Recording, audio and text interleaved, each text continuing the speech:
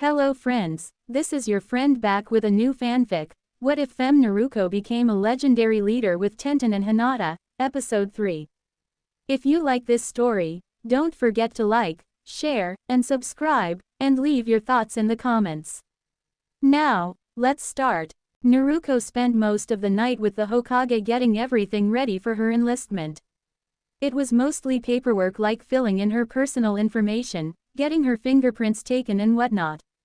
There were other things that she'd need to take care of that couldn't be done late in the evening in the Hokage's office, like getting a full medical evaluation, a visit to the dentist so they could start her dental records, and an appointment with the local optician so that a scan of her retinas could be added to the files. She also had to see about setting up a bank account. While she wouldn't be making the large sums that higher-ranked missions paid for quite some time, she still needed one, as large money transfers couldn't be made using in person. Truth be told, it was all rather overwhelming and quite invasive, but this was the life she was now a part of. During the entire thing, Sarutobi learned more fascinating things about the young Kunoichi in training.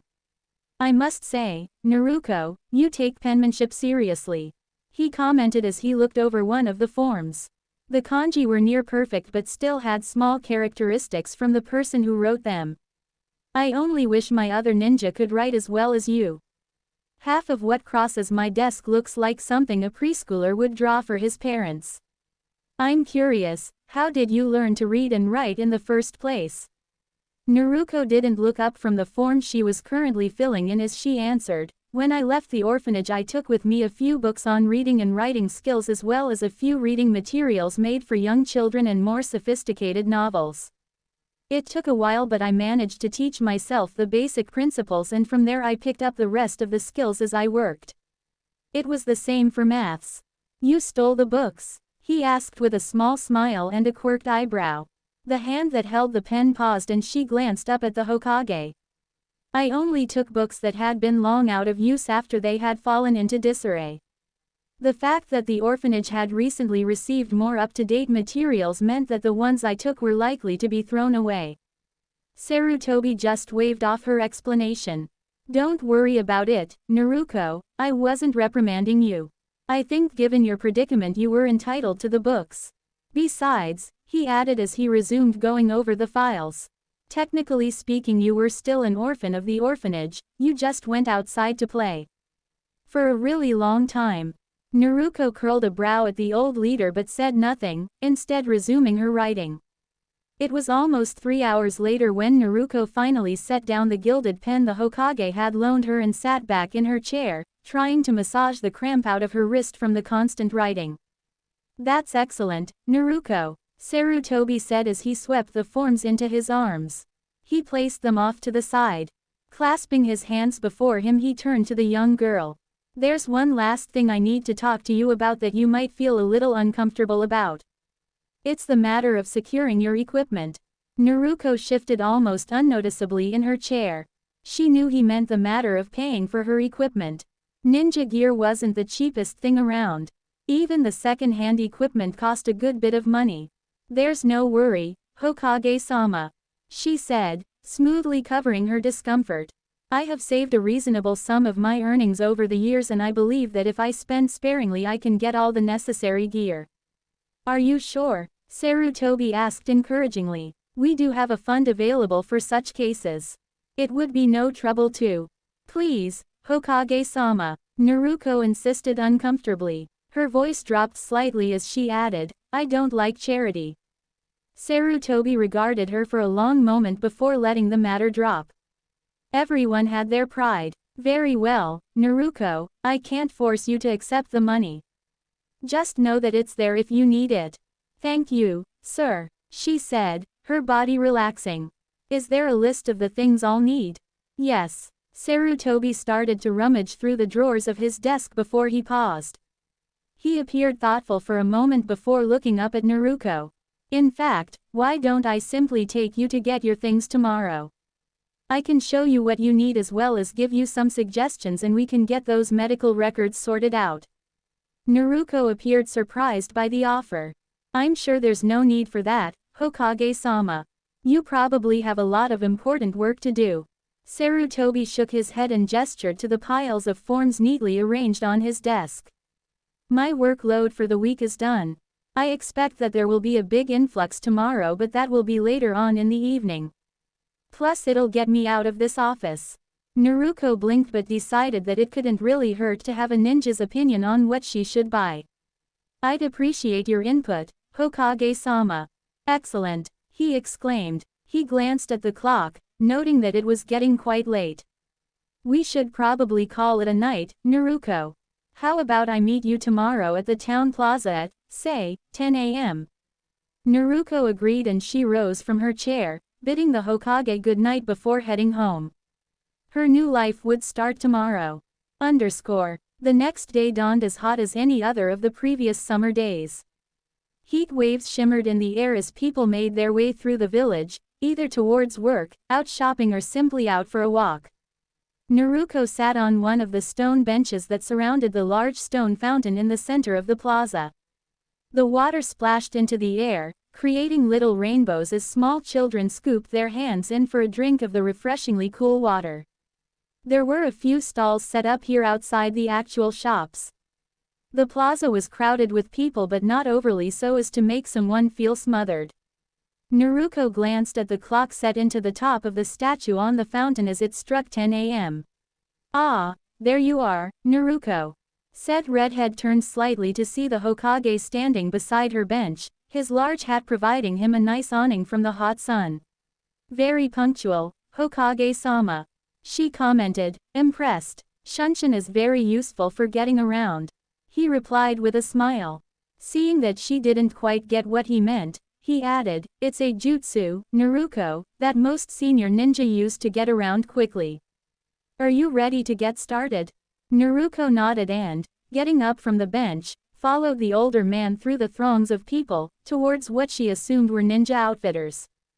As they walked, Naruko noticed that quite a few people looked shocked and surprised that the Hokage himself was walking alongside her, the Uzumaki girl, like old friends. They had never before seen the pair in each other's company before and many thought it extremely weird. Some were muttering to each other, wondering what she had done to garner a talking to by the Hokage of all people. It must have been bad, that was for certain. Only a few people entertained the idea that Naruko was in fact not in trouble but merely talking with the Hokage. Hokage-sama, Naruko asked as they walked. I was wondering if you could tell me more about the training I'm going to be receiving. I'm afraid that I don't really know much about ninja training beyond the few things I've heard about the academy. Well, Sarutobi began as they passed through a quaint residential area. You'll be assigned to a genin team for certain. Some ninja take apprentices but those are rare, plus I think that being teamed with students who attended the academy will help you learn the basics faster. Plus if Akatsuki were to come for you, you might be better off backing up with a team. Or we'll all be killed together. Naruko thought morbidly. Sarutobi continued on, unaware of her thoughts. I'm going to see one of the Junin Kunoichi later on today about giving you a basic rundown of all the things that you would have learned in the Kunoichi-only classes at the academy. Probably either tomorrow or the day after you'll meet your sensei and he'll take you to meet the rest of your team. That is, meet them after your graduation. Naruko blinked. Graduation, sir? Sarutobi glanced down at her before his gaze returned to the street before them. Well, it's when an academy student passes their genin exam, but it's officially called the Pledge of Service. You usually learn it whilst in the academy but you'll need to memorize it in a few days. It's only a few lines so you shouldn't have too much trouble. You'll need to swear it before me and 2 elders after which you'll receive your hitayate. It marks your becoming a fellow ninja of Konoha. Will there be anyone else at the pledge, sir? Sarutobi shook his head as they turned into another, more crowded street. No, it's usually done by an entire class, one person at a time and in front of the new genin's families in a much grander ceremony, but since you're the only person and the new academy year has just started, then it will just be you, me, the elders, and the oath will be taking place on the top of the Hokage Tower. It should be over relatively quickly. Are there a lot of these ceremonies, sir? Naruko asked. Sarutobi shrugged nonchalantly. Quite a few I suppose, but not as many as say the samurai or local militia. What's the point? Naruko asked. All that prompt and ceremony seemed pointless to her. Sarutobi chuckled. One answer, Naruko. Tradition. You'll find quite a bit of it in military life. Here we are, he said as they stopped outside of one of the stores. Naruko looked up. The place was called Samuri's Ninja Wear, and in the windows were displays ranging from kunai and shuriken to more exotic weapons, armor and tools. She followed Sarutobi inside. The clerk was sitting behind the counter on his stool, his feet propped up on the glass display cases as he read a dog-eared magazine. He glanced up as the bell above the door chimed and blinked as the Hokage himself walked through the door, followed by a teenager with red hair. Hokage-sama, the man exclaimed as he hurriedly jumped off of his stool. He dropped his magazine on the counter and hurried forward. What can I do for you? I'm just here to help Naruko pick out supplies, the old man said, gesturing to the girl at his side. Of course, is there anything in particular you need? Mostly a starter kit. I have a list here, so I think I'll let Naruko pick everything she wants out. Is that okay with you? He asked the girl in question. Naruko nodded. Excellent. Here's the list of the things you'll need. I marked the items you will most definitely need, so you should grab those first, he said as he passed her a piece of paper. Naruko opened it up and her eyes went wide at the amount of items written down. More than half of them had important written beside it, marking it as one of the items the Hokage thought was too important to forget. She just hoped her savings would cover it all. She really didn't want to ask the Hokage for help buying it all. So she got to work. The first port of call was the survival gear that the Hokage had marked as she scanned the aisles while the Hokage waited with the clerk at the counter. It didn't take her long to find what she was looking for. In a few minutes she had gathered the tent, canteen, emergency field kit, razor wire, a wireless radio headset and a second-hand pack of shuriken. She had picked up one of the kunai that were on sale, but she soon put it back. She didn't know what it was, but she didn't like the feel of the kunai in her hand. The shape just felt off to her. The next thing she grabbed were the books. Ninja didn't just train the body but the mind as well. The mind could be a ninja's greatest weapon and their greatest weakness if not honed properly, and for a civilian girl who was suddenly thrust into the ninja lifestyle, a bit of mental fortitude would be invaluable. There were books on many topics ranging from tracking tips to body disposal techniques, and most importantly physiology books to help the newer ninja ease into the job safely. She grabbed a few of those as well as the standard ninja primer, a basic regulation manual that all Konoha ninja were required to memorize. She left the things with the Hokage at the counter and went back to pick out the rest of her things. Remember, Naruko, you should pick out a uniform that you can wear during training and missions. Civilian clothes just aren't made for this kind of work, the Hokage reminded her. With this in mind, she meticulously went through each rack of the clothes the store had on hand, testing and feeling each of the pieces, trying to decide what would be best. Sarutobi watched her as she went about it. He had to give it to her. The girl went straight for the heavy-duty wear and not for the more frail and delicate fabrics favored by the younger Kunoichi of today, a fact he was thankful for. The amount of injuries reported by Junin-sensei nowadays had him seriously considering a mandatory uniform for all new genin. It was weird because with how much most new Kunoichi tried to avoid injury, they didn't seem to want to invest in clothes that would protect them more. It seemed style was more important than safety. Sarutobi was just admiring one of the specially made staffs on display when Naruko finally made her choice. Hearing her steps, he turned to see her, and when he noticed what she picked out, he bit back a chuckle and covered his grin with his hand. Her new sensei was going to love this girl. When everything was rung up, it was all Naruko could do to keep from wincing. She was right, ninja equipment wasn't cheap. She had enough to cover it, but only barely. That was her savings gone. No kunai, Sarutobi observed with a raised brow as everything was bagged. Naruko shrugged. I don't like the shape of the kunai. They seem too bulbous is the only way I can describe it. The blade is too wide. To me, knives always have to be thin and sharp. Maybe even with a single edge. Thin and sharp, Sarutobi muttered to himself thoughtfully.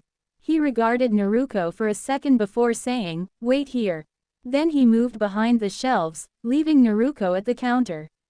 He returned a few minutes later with something clutched in his hand. "Hokage-sama?" Naruko asked in confusion. "What?" It was then that she realized that it was a knife that was held in the old man's hand. Single edges and full tang, it was a small blade meant to be held one-handed. It was in a fine leather sheath. "Hokage-sama, this would be a good thing to invest in." The Hokage told her. "Even if you never become a master of the blade, you should always have one on hand, and since you don't like the kunai, this one would be better." Naruko looked uncomfortable. "I'm not sure I'll be able to get one right now. Maybe in the future. You won't have to worry about the cost because I'm going to pay for it." Naruko appeared slightly dismayed. "Hokage-sama, I told you I don't want. It's not charity," he interjected firmly but kindly. He tilted his head to better look her in the eye. "Naruko, let's be frank. I failed in protecting you when you were young like I was supposed to. I regret that deeply, but by some miracle you've turned out to be a fine young woman despite all the hardships you've had to endure. If paying for a weapon that would help you defend yourself even a little helps to make up for my failures, then I'd gladly pay it 1,000-fold." Naruko still didn't look convinced.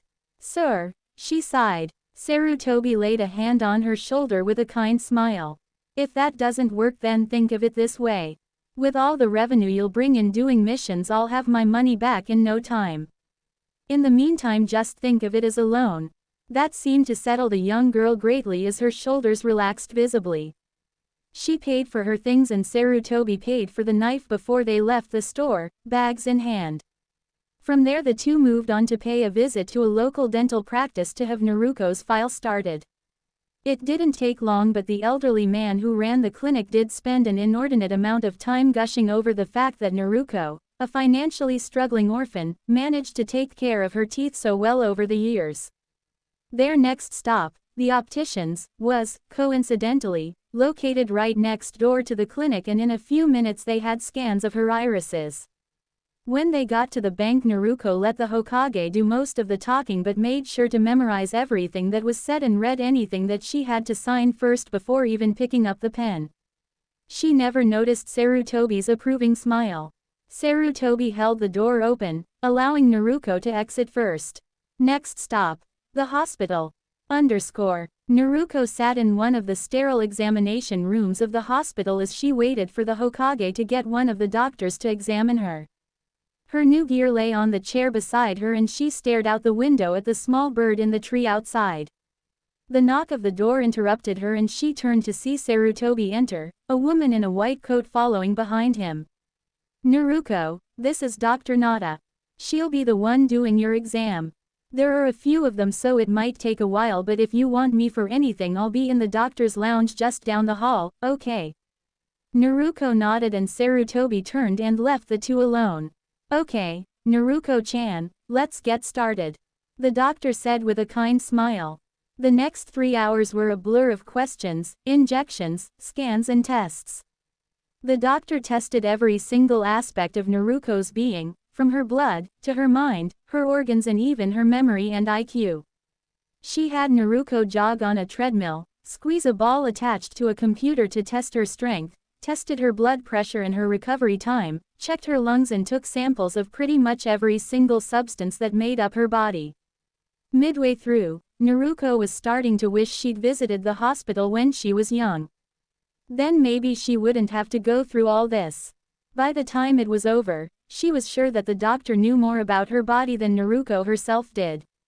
It was then that Naruko decided she didn't like hospitals.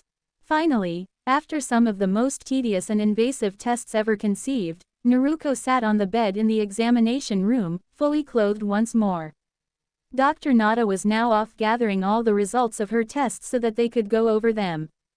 That surprised Naruko. She'd have thought that it would have taken weeks for the results to come through.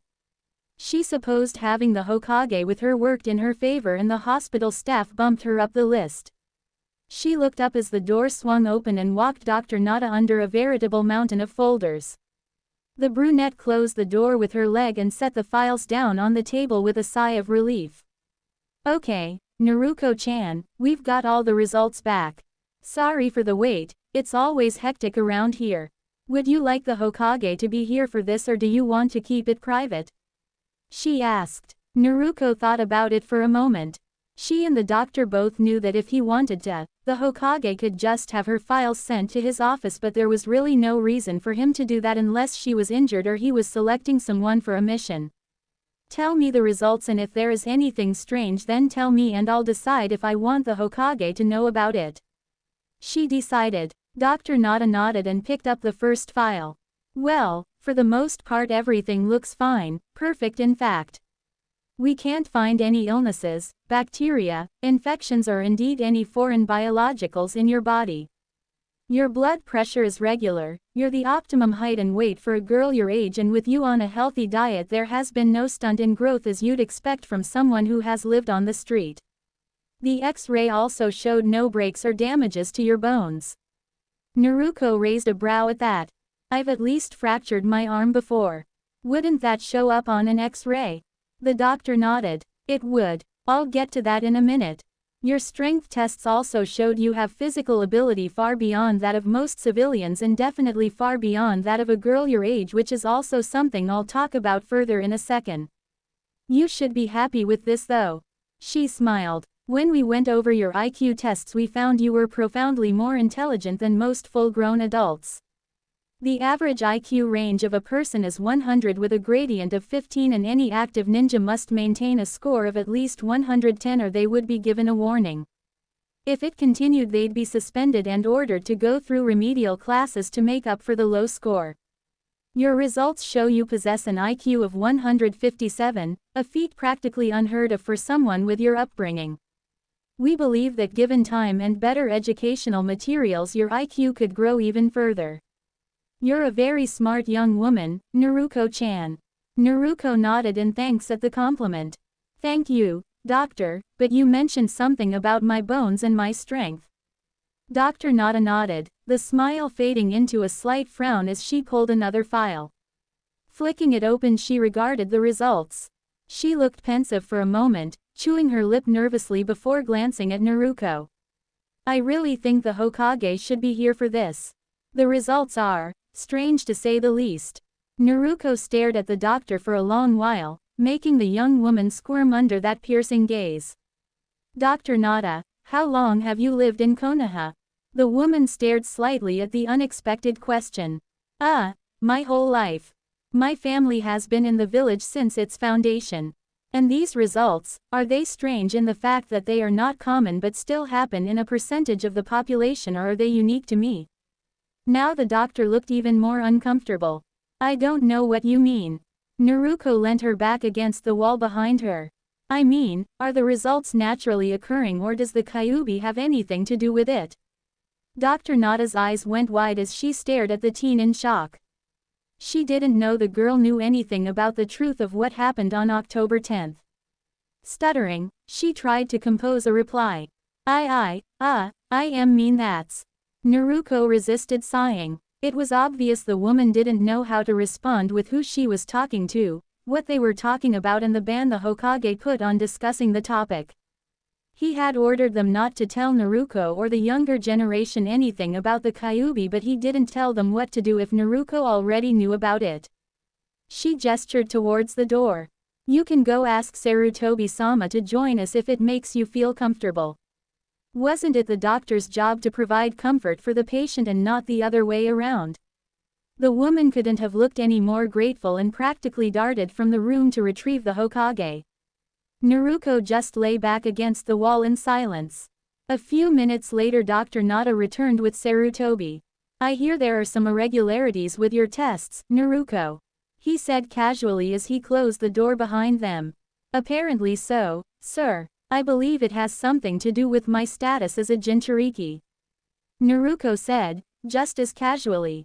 Ah, I see, Sarutobi said. He turned to the doctor who hovered nervously off to the side. Don't worry doctor, Naruko knows all about her status. If she mentions it then you may feel free to discuss it with her in private where no one else may hear you. The woman sighed in relief, her shoulders sagging slightly. Thank you, Hokage-sama.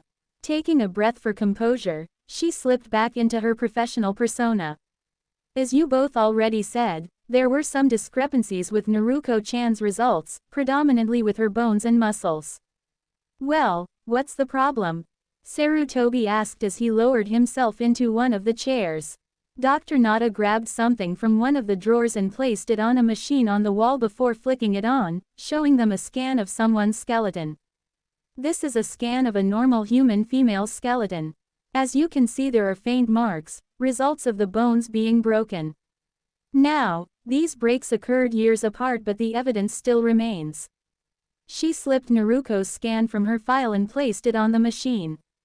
The results were instantly obvious. The bones in Naruko's scan appear brighter. Sarutobi noted. Not brighter. Dr. Nada corrected him. Thicker. Naruko-chan's bones appear to be far denser than average while still retaining the size and shape of the bones in a girl her age. Her bone marrow also produces more red blood cells than normal, which would allow more oxygen to cycle through her body. Normally this would put more strain on the heart, but Naruko-chan's heart also appears to be slightly larger and far more resilient than that of an average person, as do most of her major organs. In regards to her bones, this means that they would be harder to break than regular bones, and her organs would work perfectly well in even the most unhygienic places on Earth. Her skeletal muscles also appear far stronger and more tightly packed, with a greater number of muscle fibers in them, allowing her to lift greater masses than anyone her size or anyone without the ability to enhance their muscles with chakra. Sarutobi appeared surprised by that, but not unpleasantly so. Well, there have been known cases in Jinchuriki where their demons have provided them accelerated healing out of self-preservation, but nothing like this. Could it just be an added bonus? Dr. Nada shook her head. No, sir. When we did the blood clot test, it took the same amount of time for the incision we cut into Naruko-chan's hand to close as it did for everybody else. There was no noticeable accelerated healing. She looked down at her files. I had my colleague check the findings as he's an expert on chakra. He surmises that this change was integrated into Naruko-chan's system a few years after the sealing. They both glanced at Naruko, who hadn't moved from her spot against the wall. I had nothing to do with it, she simply said. Turning back to Dr. Nada, Sarutobi asked, do you have any idea when this started? She shuffled to another part of the file. As far as we can tell, around the time she was 4 or 5. That's how long the change has been in effect as far as we can tell. Naruko, can you shed any light on this? Sarutobi asked the silent teen. She was quiet for a long time, staring off into space. They were starting to think the girl wasn't listening to them when she suddenly said, I believe there may be something connected to this. What do you mean? Dr. Nada asked. Naruko pushed off the wall and rested her elbows on her knees. When I was little, I used to suffer from terrible headaches. They could last anywhere from a few hours to a few days. When I told the care workers at the orphanage, they said there was nothing they could do and sent me to bed. Sometime after I left, I found a way to push back the headaches to the point where I couldn't feel them anymore. I still suffer from the headaches today, but when I feel one coming on, I simply push it back so I can't feel it. You mean you ignore the pain? Dr. Nada corrected. To their surprise, Naruko shook her head. No, ignoring pain means to forget about it, to drive it from your mind. I have to consciously push back the pain from my headaches until I can't feel it anymore. How can you push back pain? Dr. Nada asked incuriously. It almost sounds like you can control your nerves.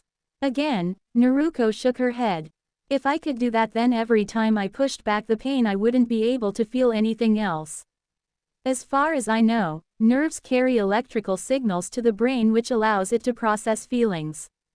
Nerves in the fingers allow the brain to tell you what something feels like, and nerves in your body send signals to tell your brain when you're feeling ill or hurt.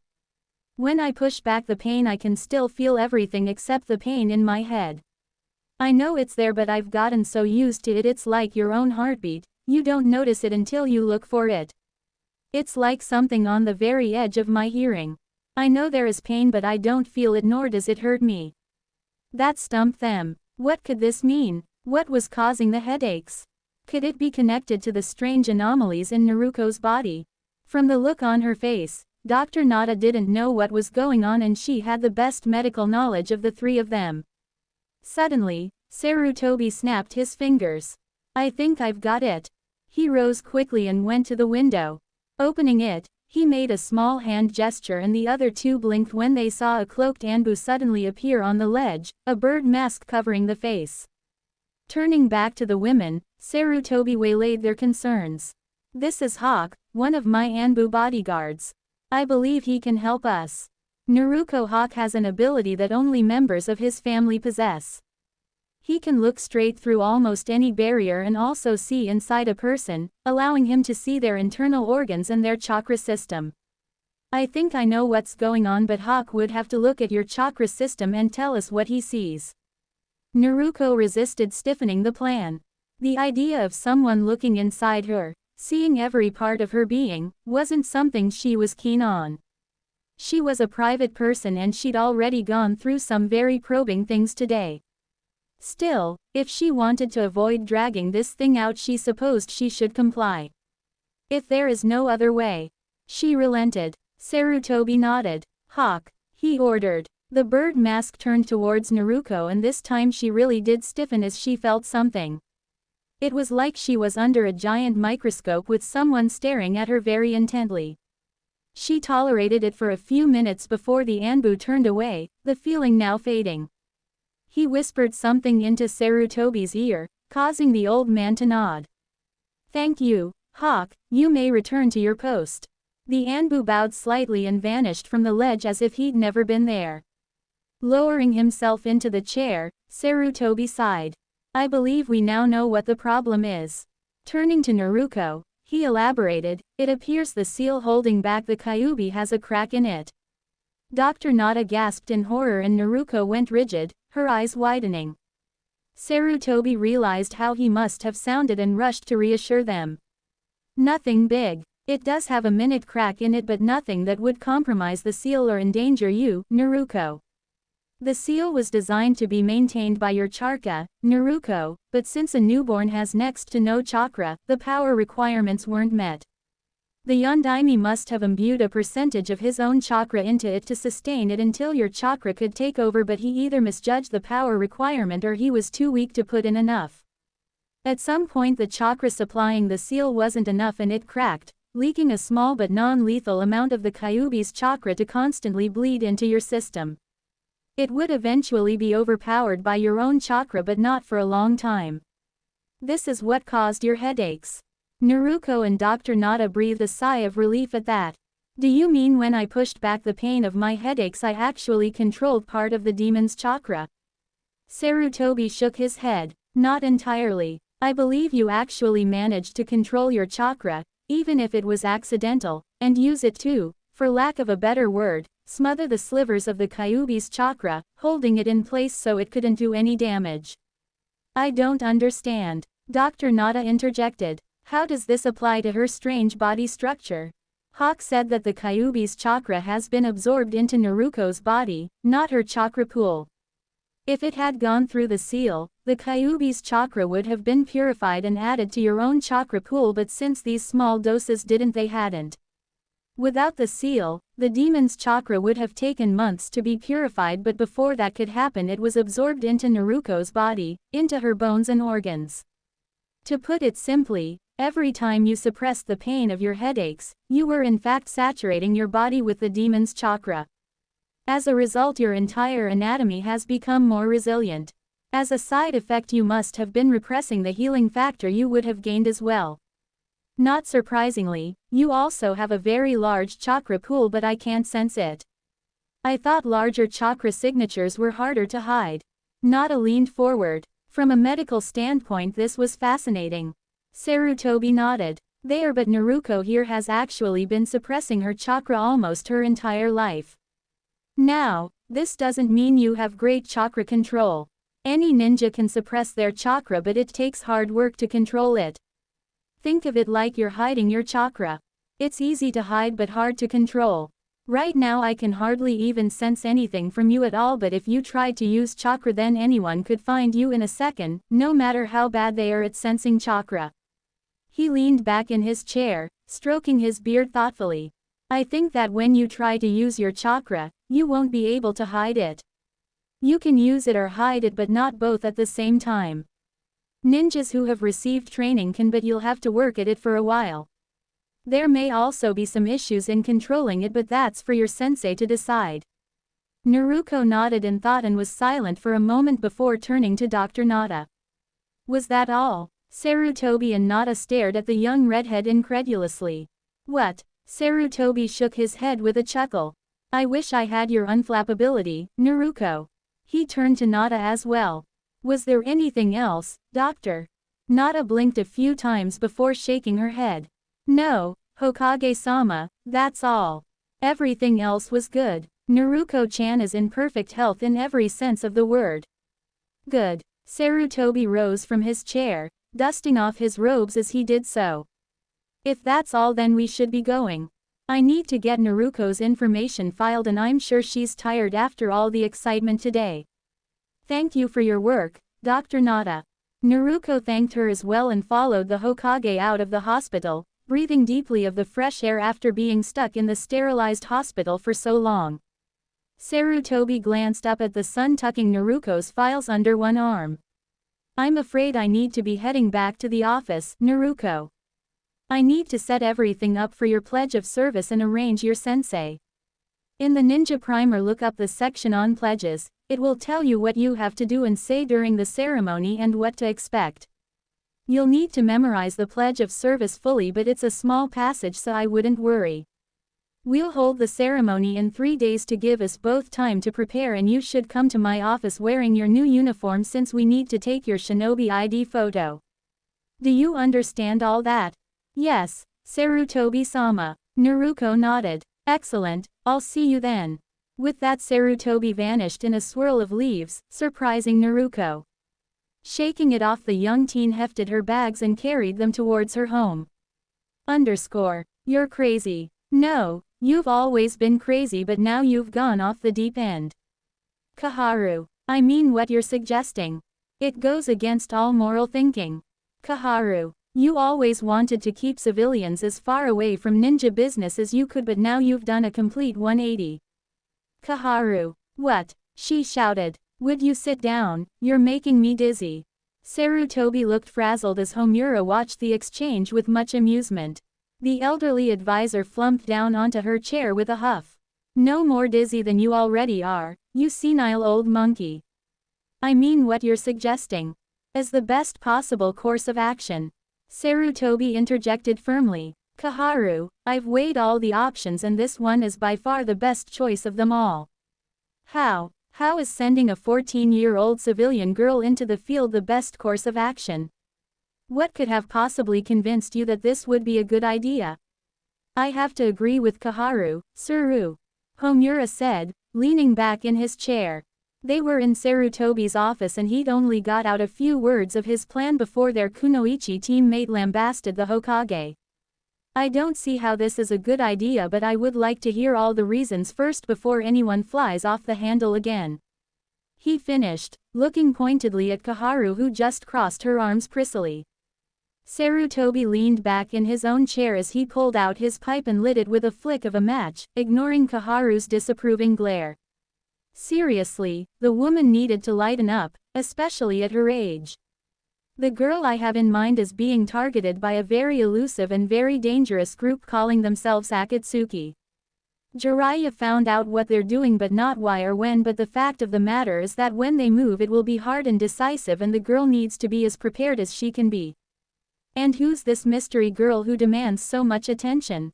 Homura asked, rubbing his temples tiredly. Uzumaki Naruko. Both elders became deathly serious at the time. You've found her? Kaharu asked curtly and to the point. I have. When? 3 weeks ago Hatake Kakashi's Genin team encountered her during a D-rank mission during which she saved the life of Genin Haruno. I ordered them to find her again, but she proved elusive and it took them a week to do so. Someone nearly died during a D rank? Homura asked incuriously. By the look of it, Kaharu shared his thoughts. Sarutobi just shook his head hopelessly. Apparently one of the crates that were stacked at the top of a pile fell over and nearly crushed Gen and Haruno. Naruko was actually able to catch the crate by herself, a feat even a trained chunin would have trouble with. That is impressive, Kaharu concurred evenly. But I still don't see how joining the ninja program is the best course of action. She's never had any formal training, for God's sake. Kaharu, will you just trust me? Sarutobi asked tiredly. How about this? I'll have her sensei fill out progress reports on her for the first few months, and if in that time she doesn't seem to be adjusting to the lifestyle, then we'll consider other options. For now, just give her the benefit of the doubt. You had the same concerns when her mother arrived from Whirlpool Country, and look what happened there. Uzumaki Kushina was a fine kunoichi and a strong addition to the ranks. Homura agreed thoughtfully. He glanced at Sarutobi. And is she aware of her status? Sarutobi nodded. I told her when I first spoke to her. And she poses no threat to the village or its people, nor does she show any signs of demonic influence. She wasn't even aware that the Kyuubi was inside of her. She could have been faking. Kaharu pointed out. Sarutobi shook his head and spoke firmly. No, I saw the look in her eyes. She was surprised, angry and scared. You couldn't fake that. They fell into a thoughtful silence. After a few moments, Homura let out an agitated sigh. And we still don't know who her father was. Sarutobi and Kaharu let out their own sighs, ones of annoyance and exasperation. No, Homura, why are you always so fixated on that? Sarutobi asked, shaking his head. I don't know, it's just something that's always bothered me. The glasses-wearing man admitted. Ever since the night of the sealing, the identity of Uzumaki Naruko's biological father bothered him. There were no records or evidence hinting at who the mystery parent was. For some reason unknown even to himself, Homura never bought the excuse that Kushina was just a kunoichi that wanted a child but not the commitment one usually brought, even though she fitted the bill perfectly. Anyway, Sarutobi said, diverting the course of the conversation into safer waters. The conversation with Naruko had really rattled his nerves when it came to secrets, and he didn't want to discuss any until he was sure he wouldn't give away any more vital village secrets. The main reason I called you here was that I need you to stand witness to her pledge of service in a few days' time. After that she'll meet her new sensei and her team. Who've you got to act as her sensei? Kaharu asked. Sarutobi couldn't help but grin a little as he told them. Are you serious? Kaharu asked, staring at Sarutobi like he was some strange bug. Saru, the man is insane. You're actually suggesting putting that poor girl through that? If you think about it, it's really the best course of action. Homura said. His other students seem to progress well enough with him as their sensei. Kaharu scoffed. Yes, but those students were trained for years to withstand things that would break a normal person. Having him as her sensei would be like throwing the girl into a shark tank with only a spoon as protection. You worry too much. So will you be there for the pledge or not? Sarutobi asked. The two advisors nodded before raising and leaving the office, leaving Sarutobi to his thoughts. The 3 days passed in what seemed like no time. Since she had officially stopped taking odd jobs around the village, Naruko had decided to use the small vacation to relax. She somehow didn't feel like she would get relaxation after she became a ninja. So she spent her days either sitting in the shack or basking in the sun on one of the old sun chairs out on the roof outside, poring over the books she bought. The very first thing she did was memorize the pledge of service, which, as Sarutobi had said, wasn't really all that long. She had it memorized within the hour. After that she went through all the rules and regulations, finding out what she could and couldn't do as a ninja. She noted that her ability to travel outside the village would be cut back, and that if she did leave then someone would know, but that didn't bother her.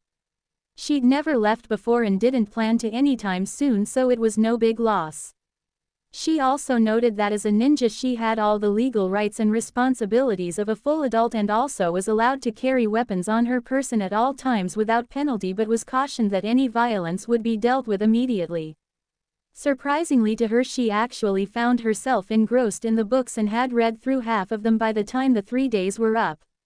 So it was with no little trepidation that she rose 3 days later and, fully suited and booted in her new uniform, headed towards the Hokage Tower. As she made her way through the village, Naruko found her rigid self-control taxed to the limit. People out and about on yet another hot summer day paused to glance at what looked like one of the newest village genin. That's when it hit them. That girl was Uzumaki Naruko. Uzumaki Naruko, the ice bitch herself. What was she doing, all dolled up like a ninja? Was this her latest way to plague the village, by mocking their defenders? How dare she walk around in public armed with that knife? What was she up to? Probably no good, as usual. That was just a few of the many thoughts running through the minds of the citizenry as they watched the teen stride through the village. A few ninja had seen her and had also noticed the weapons she carried. A few were considering stopping her and confiscating the lethal tools and asking where she got them, but their curiosity stopped them, so they just watched and waited. She could feel them, feel each of the eyes watching her as she walks. She saw them out of the corner of her eye, staring and whispering to each other, some of the less tactful ones openly pointing like she was a sideshow attraction. In all her life she never wished more for their steadfast ignorance of her existence. For them to look right through her as if she were not there at all. All the attention was unnerving. Oh, gods, she thought mentally as she clenched and unclenched her hands at her side, stoutly resisting running a hand through her hair self-consciously. She forced her head to remain upright, her eyes staring straight forward. It felt like she was walking through water. Her every movement felt somehow slowed, and the heavy gear she carried, so unfamiliar in its weight, was making every step feel like a stomp. The feeling of being a slow, lumbering oddity was not helping her at all. Oh, gods, she thought again. A large part of her mind was screaming at her, telling her to turn around and run back to the shack and to her life of blissful obscurity, but she wouldn't let her legs listen. She doggedly forced one leg in front of the other, literally marching towards the Hokage's office. She snorted in her mind at the thought. She really was a soldier now, wasn't she? She was already marching, for God's sake.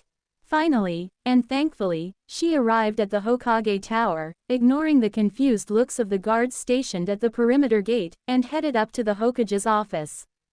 When she arrived, she took a few composing breaths, cracked her neck nervously and knocked twice. Sarutobi was seated at his desk, the wood astoundingly free of papers for a change, as he waited for Naruko to arrive. He didn't have to wait long before there was a sharp knock at the door. "Enter," he called. He watched with a smile as the door opened slowly, and his smile stretched into a grin as he took in the soon-to-be Kunoichi. She really did look the part. Naruko's choice in clothing had always been practical and tomboyish, and her newest clothes did nothing to deviate from that path. Her entire body was covered by a set of olive-drab fatigues, a harness about her shoulders and hips, holding a few packs. The blade Sarutobi bought her was worn over her left, and instead of traditional sandals she wore black leather combat boots. Her hands were encased in a pair of gloves, minus the thumb, pointer and middle fingers, and her fatigue sleeves were rolled up, exposing the sleeves of her skin-tight black undershirt, the fabric smooth and waterproof. Around her neck like a choker was a radio, the earpiece firmly in her ear. "Reporting as ordered, Hokage-sama," she said firmly, if nervously, as she stood to perfect attention. Sarutobi chuckled in his mind. She must have been practicing. "So you are, Naruko. So you are. Are you ready?" he asked. The girl nodded once, and so Sarutobi rose from his desk. Placing a friendly comforting hand on Naruko's shoulder, he led her out of the office and towards the roof. There they met who Naruko assumed were the elders the Hokage had been talking about. They stood in the bright light, their robes shifting slightly in the wind. They watched as the Hokage and their newest ninja approached. "Naruko, this is Udatain Kaharu and Mitokado Homura, my previous teammates and two of the village's elders. They will be the ones to bear witness to your pledge," Sarutobi told her. Naruko bowed to the retired ninja. "Kaharu-sama, Homura-sama," she said respectfully. "Well, you were right about one thing," Sarutobi, the girl does have manners. Such a shame that it's a hard thing to come by in teenagers these days. Koharu quipped to the Hokage. All jokes were set aside in the next moment when the three leaders turned to the young woman before them. High above, the stone faces of the past Hokage watched as yet another aspiring young soldier joined the ranks of the village's defenders. Sarutobi, Koharu and Homura stood together across from Naruko, who was still at perfect attention, her hands firmly at her sides. Homura started things off. There is usually a lot more prompt to this, but since this is a small affair, I'm sure we can dispense with a lot of the formalities. As ninja of Konohagakure, we swear an oath to serve and protect our village from all who would do her harm. We swear to commit ourselves, mind, body and soul to the preservation of the values set down by our forefathers, and do so promise to uphold the honor and sanctity of the village. Koharu picked up next. As ninjas, it is our duty to protect, to serve, and when necessary, to kill. It is our given task to live in shadow and act as the watchmen of the land of fire, eliminating any and all threats to the future of all its people. We do this not for personal glory or gain, but to secure a future for the next generation and to ensure our way of life endures. Finally Sarutobi spoke. Senju Hashirama, the Shodai Hokage and the father of Konohagakure, built the village around his philosophy, his will of fire. He believed that each and every ninja in Konoha must love, believe, cherish and fight for the village's sake. His ideal is what sets us apart from the villages beyond our borders. Where most believe that no price is too great to pay for the success of the mission, it is in that instance that Konoha stands alone. It is our bonds of brotherhood, our oaths of camaraderie and our trust in our teammates that drives us forward and allows us to overcome even the greatest odds. Konoha is not a village of individuals but of family. That was Senju Hashirama's dream. Uzumaki Naruko, step forward. Naruko took one step forward, staring at a point over Sarutobi's left shoulder, still rigidly at attention. Sarutobi watched the girl. Her body was as firm as stone, unwavering with the nerves he knew she must be feeling. Her face betrayed none of her inner thoughts or feelings. But her eyes were different. Whereas before they were blank icy slates, they had undergone transformation. His once dull blues were brimming with blazing determination, but those flames were not wild and uncontrolled. They were fine and honed into a keen blade, ready to vanquish all who stood against her. Uzumaki Naruko, Sarutobi recited evenly, staring into the girl's eyes. Do you swear to uphold, cherish and protect the values of Konohagakure? I swear. Do you swear to stand against any and all who would threaten Konohagakure and its citizens? To stand alongside your fellow ninja, never faltering or wavering against even the greatest odds? I swear. This was the crucible. Do you swear to fight, and if necessary, to give your life for the village? To obey any order, travel any distance and fight any enemy no matter how great or numerous they may be? Do you swear to offer your life and that of your enemies to ensure that Konohagakure endures now and forever? What was in actuality a heartbeat felt like an eternity of eternities. For a brief, terrifying moment Sarutobi saw a flicker in those glacial eyes. A shadow of doubt and uncertainty. Naruko's eyes dropped, as did Sarutobi's heart.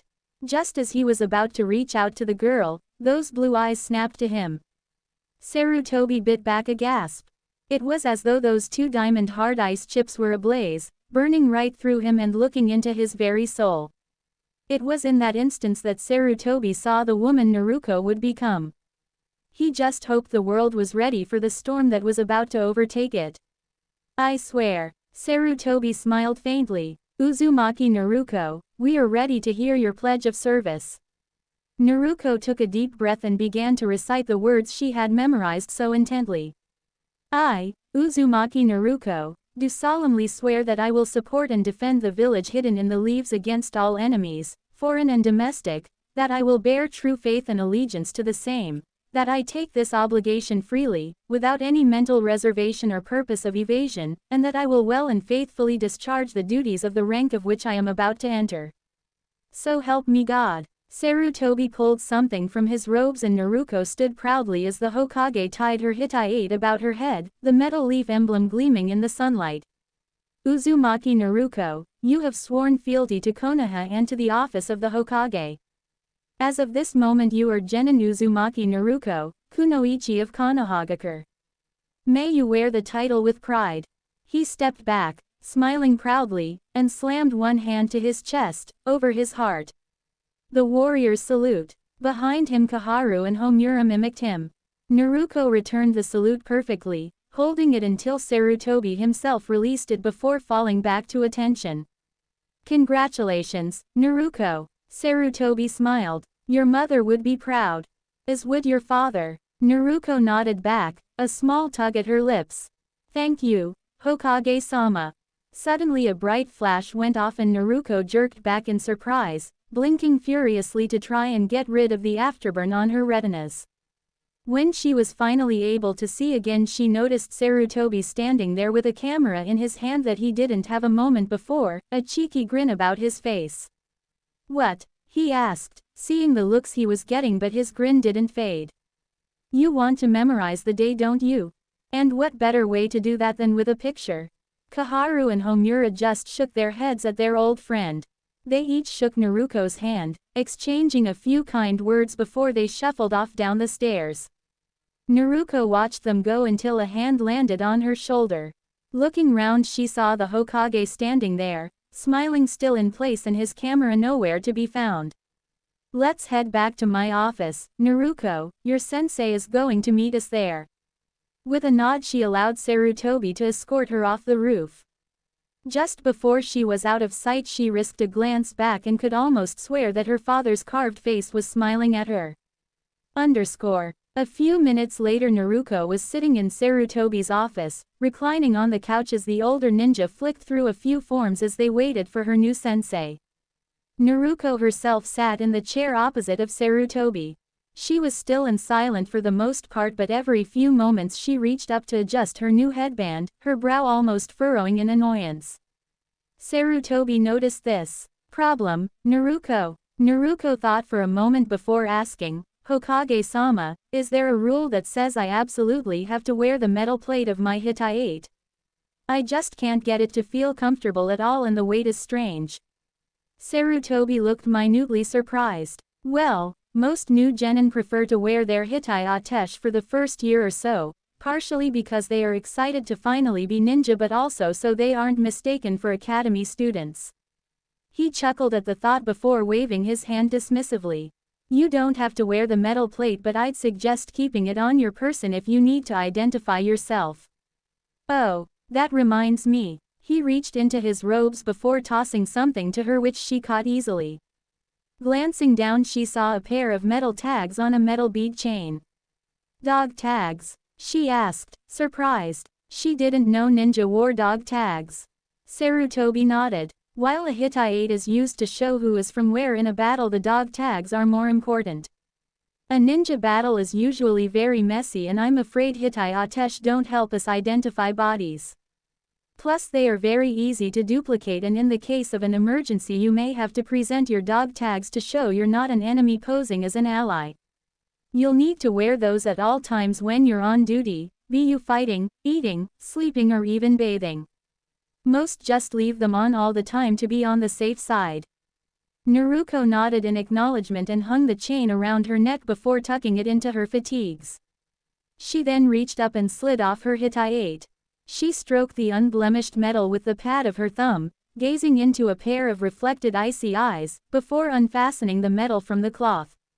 She slid it into one of the pouches at her waist and retied the cloth around her forehead slightly higher than usual to hold back her short hair.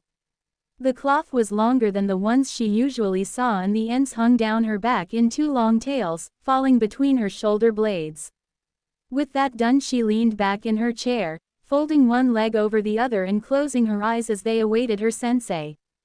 They sat like that for a while. The only sounds in the expensive office were the ticking of the clock, the shuffling of papers, the scratching of a pen and the muttered curses of an overworked old man. Naruko actually found the quiet sounds quite soothing and couldn't help but doze a little, her breathing slow and peaceful. Privately, she thought that the Hokage's office was a rather calming place. At least she did, until that peaceful calm was shattered. The door suddenly swung open with a loud bang, startling Naruko, who gave a very out-of-character expletive, her rough and tough upbringing coming to the surface for a second before she forced it back down. "Good morning, Hokage-sama. I trust your flames of youth are burning as brightly as ever this fine day." Naruko spun in her chair, confusion etched onto her face, and with one hand clamped over her racing heart, before she stopped completely and utterly, the strange sight before her robbing her of all coherent thought. The cause of her shock was the man currently blocking the doorway. This man was also quite possibly one of the strangest people she had ever seen in her life. Clad in a Junin vest over a neon green jumpsuit which was a few millimeters away from being entirely too snug, his shiny black hair had been trimmed into a perfectly shaped bowl cut below which a pair of gargantuan eyebrows twitched in time with his dazzling smile, the strength of which nearly blinded the girl. From behind her, Naruko heard Sarutobi give a long, suffering chuckle. "Hello, Guy. Right on time as usual, eh?" Of course. The man, Guy as she now knew, replied boisterously. "I feared I may have been late as I yet again challenged my spirited eternal rival, Kakashi, to a contest of skill. It was his turn to pick and he chose a coin toss. I am happy to say that today my flames of youth burned his own and I now lead by 52 wins to 51 losses. When I saw the time I then raced across the village as fast as I could to finally meet my new pupil." "I'm happy to hear it, Guy," Sarutobi said. For some reason Naruko got the feeling he only listened to half of what the man had been saying. With a small grin on his face, Sarutobi gestured towards the girl in the chair. "Maida Guy, I'd like you to meet Genin Uzumaki Naruko, your new student. I'm sure you'll get along famously." Guy's gleaming eyes swerved down to lock on the newest member of his team and he glanced hugely, a glint of light sparkling off his teeth as he gave her a thumbs up. "Hello, Naruko. I am Konoha's beautiful green beast and sensei of Team Guy, Maida Guy. I look forward to teaching you and hope that I can help fan your flames of youth into an all-consuming inferno." "Thank you," Naruko said dryly. "I look forward to the opportunity to become a ninja. Thank you for taking me on, Guy-sensei." She bowed slightly. "Ah, so polite. I can tell we'll get along famously. I hear from Sarutobi-sama that you have already purchased your new gear and are ready to learn." "Yes," Naruko said as she stood from the chair. Guy's eyes widened in startled wonder as he saw his newest student. Before, the chair had been blocking most of his view of the girl, but now that she was standing he could see the full extent of what she was wearing. It was so green. Oh, joyous and wonderful gods above, he finally had another pupil who embraced the gorgeous color as much as he and Lee did. His grin grew to manic proportions, slightly scaring the two other occupants of the office as great crocodile tears flowed from his eyes.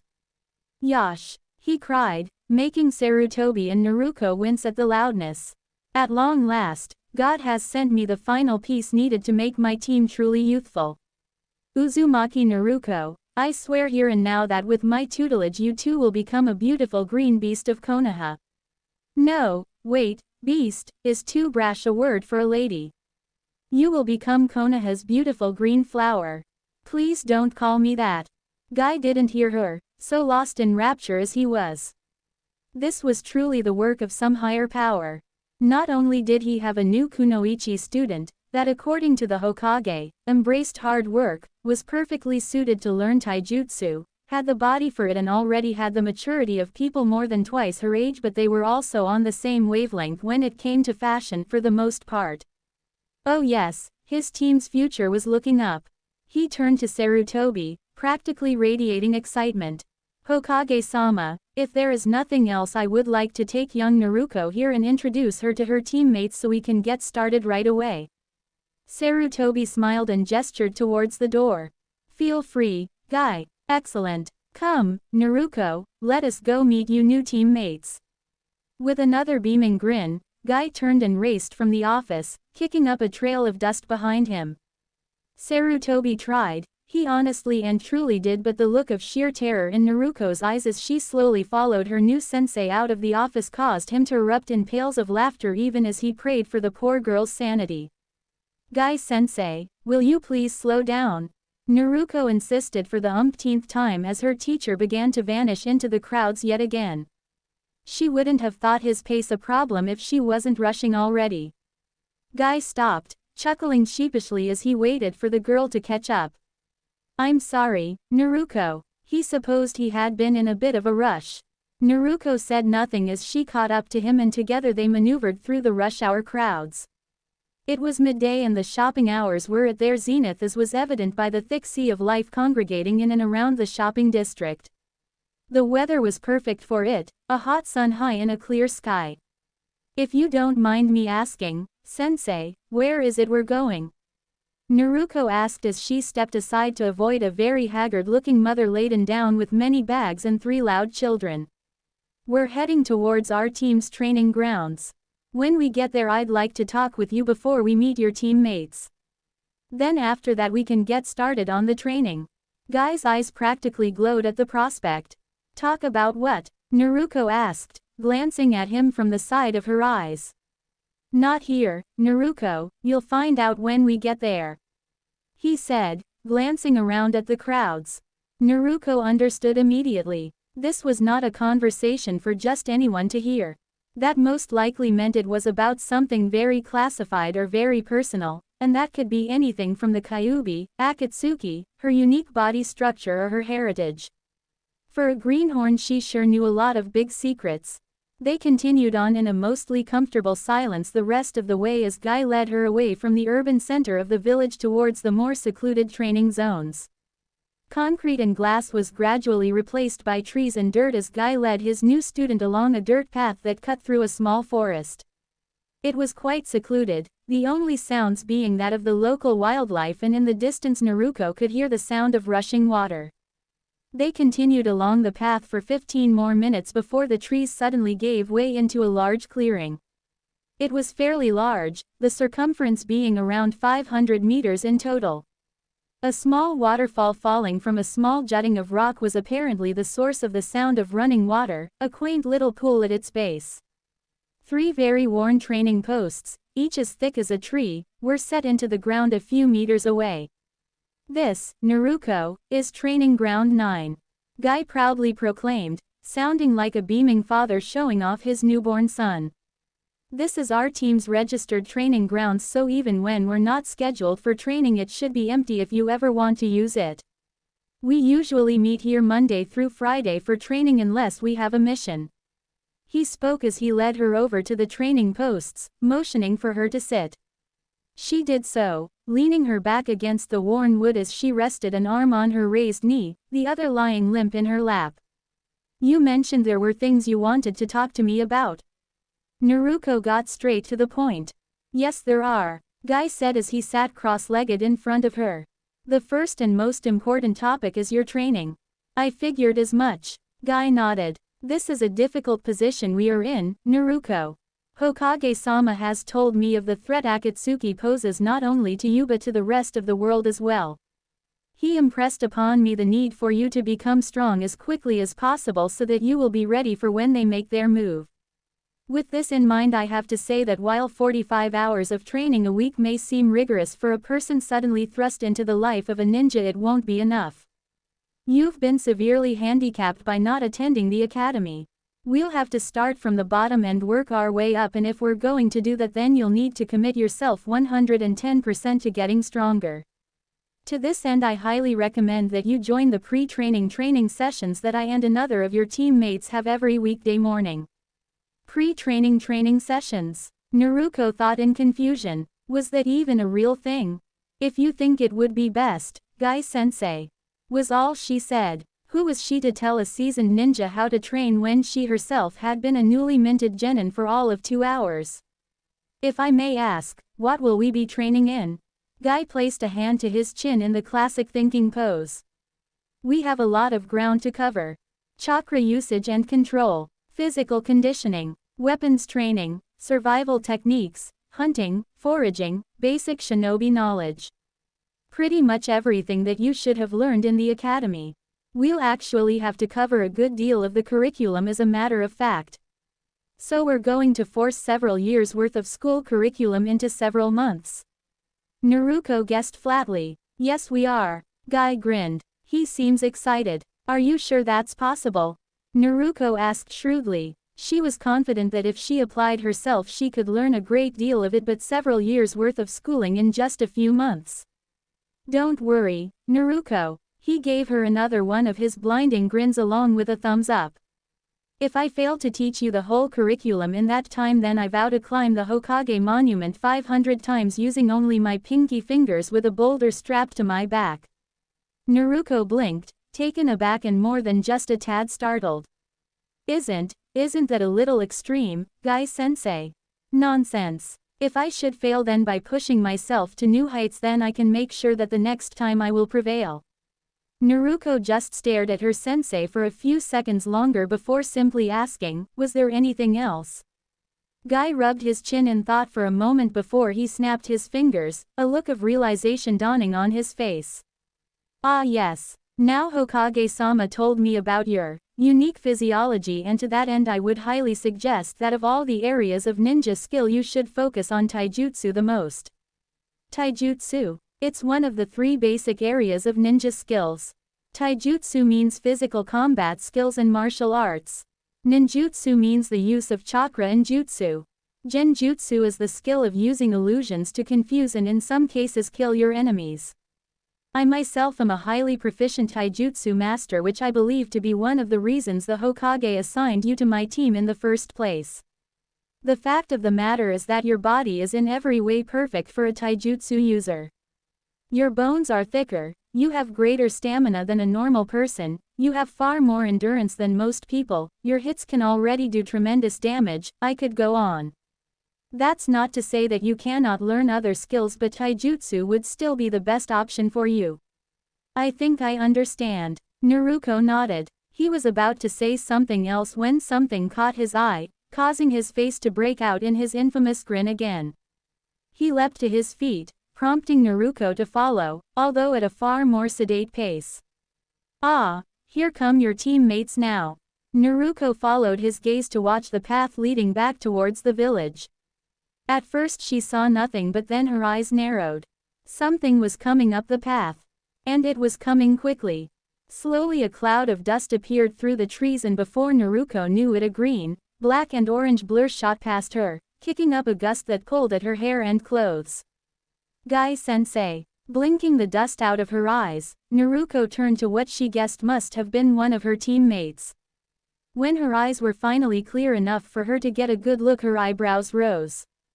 Is that Guy-sensei's son? Standing before Guy was what could only be described as a miniature clone of her sensei. Only when she looked closer could she see the differences between the two. The smaller of the two lacked the Junin vest and chiseled facial features of Guy, having more of a baby face. A pair of round eyes stared up at the Junin, filled with a mix of respect, adoration and pride. It was only then that Naruko heard what the two were saying. Guy-sensei, I've completed my daily run around the village. Adding 10 more from last week, that brings me up to 300 laps in total. The boy saluted sharply, his entire body perfectly straight. Fataboy Lee, I can already see how much your flames of youth have grown since I left you this morning. Guy gave the young teen a thumbs up. If Naruko didn't know better, she could have sworn that she saw sunlight reflecting off of his teeth for a moment, but she quickly dashed that foolish thought as soon as it came. Guy grinned down at his beloved student with a beaming smile. Lee, today is a good day indeed. I've just come from a meeting with Hokage-sama and I've brought some good news. We have ourselves a new teammate. This is Uzumaki Naruko, our new Kunoichi comrade. He swept an exuberant arm in Naruko's direction, drawing Lee's attention to the girl he had yet to notice. Lee looked over his shoulder to see the impassive redhead standing politely a few feet away, not saying a thing. In a moment he was before her, startling the girl with his speed. Ah, please forgive me. That was most unyouthful of me to not notice you before. I am Rock Lee, the second beautiful green beast of Konoha. His introduction was the same as Guy's had been, right down to the wide grin and patented thumbs up. Yet again Naruko could have sworn she saw light reflecting off of pearly white teeth. Uzumaki Naruko. Naruko nodded back. Pleased to meet you. So this is the latest reject we've been lumbered with, is it? Not much of an improvement from the others. Naruko turned to see another boy walking calmly from the shade of the trees. Compared to the other male members of the team, he was perfectly sedate in both speech and manner. He regarded Naruko impassively save for a small frown which marred his slightly feminine features. Lee frowned, but this one was directed at the newcomer. That wasn't very kind, Neji. You should show some respect to our new teammate.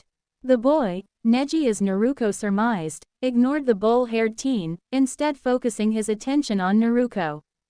I don't recognize you. As annoying as they were, I at least have a recollection of what the so-called Kunoichi in our class looked like. Yet I can't seem to recall you. Naruko turned to face the boy fully. I doubt you would have, Neji-san, since I was never a part of your class. Neji's eyes narrowed in what Naruko could tell was disdain.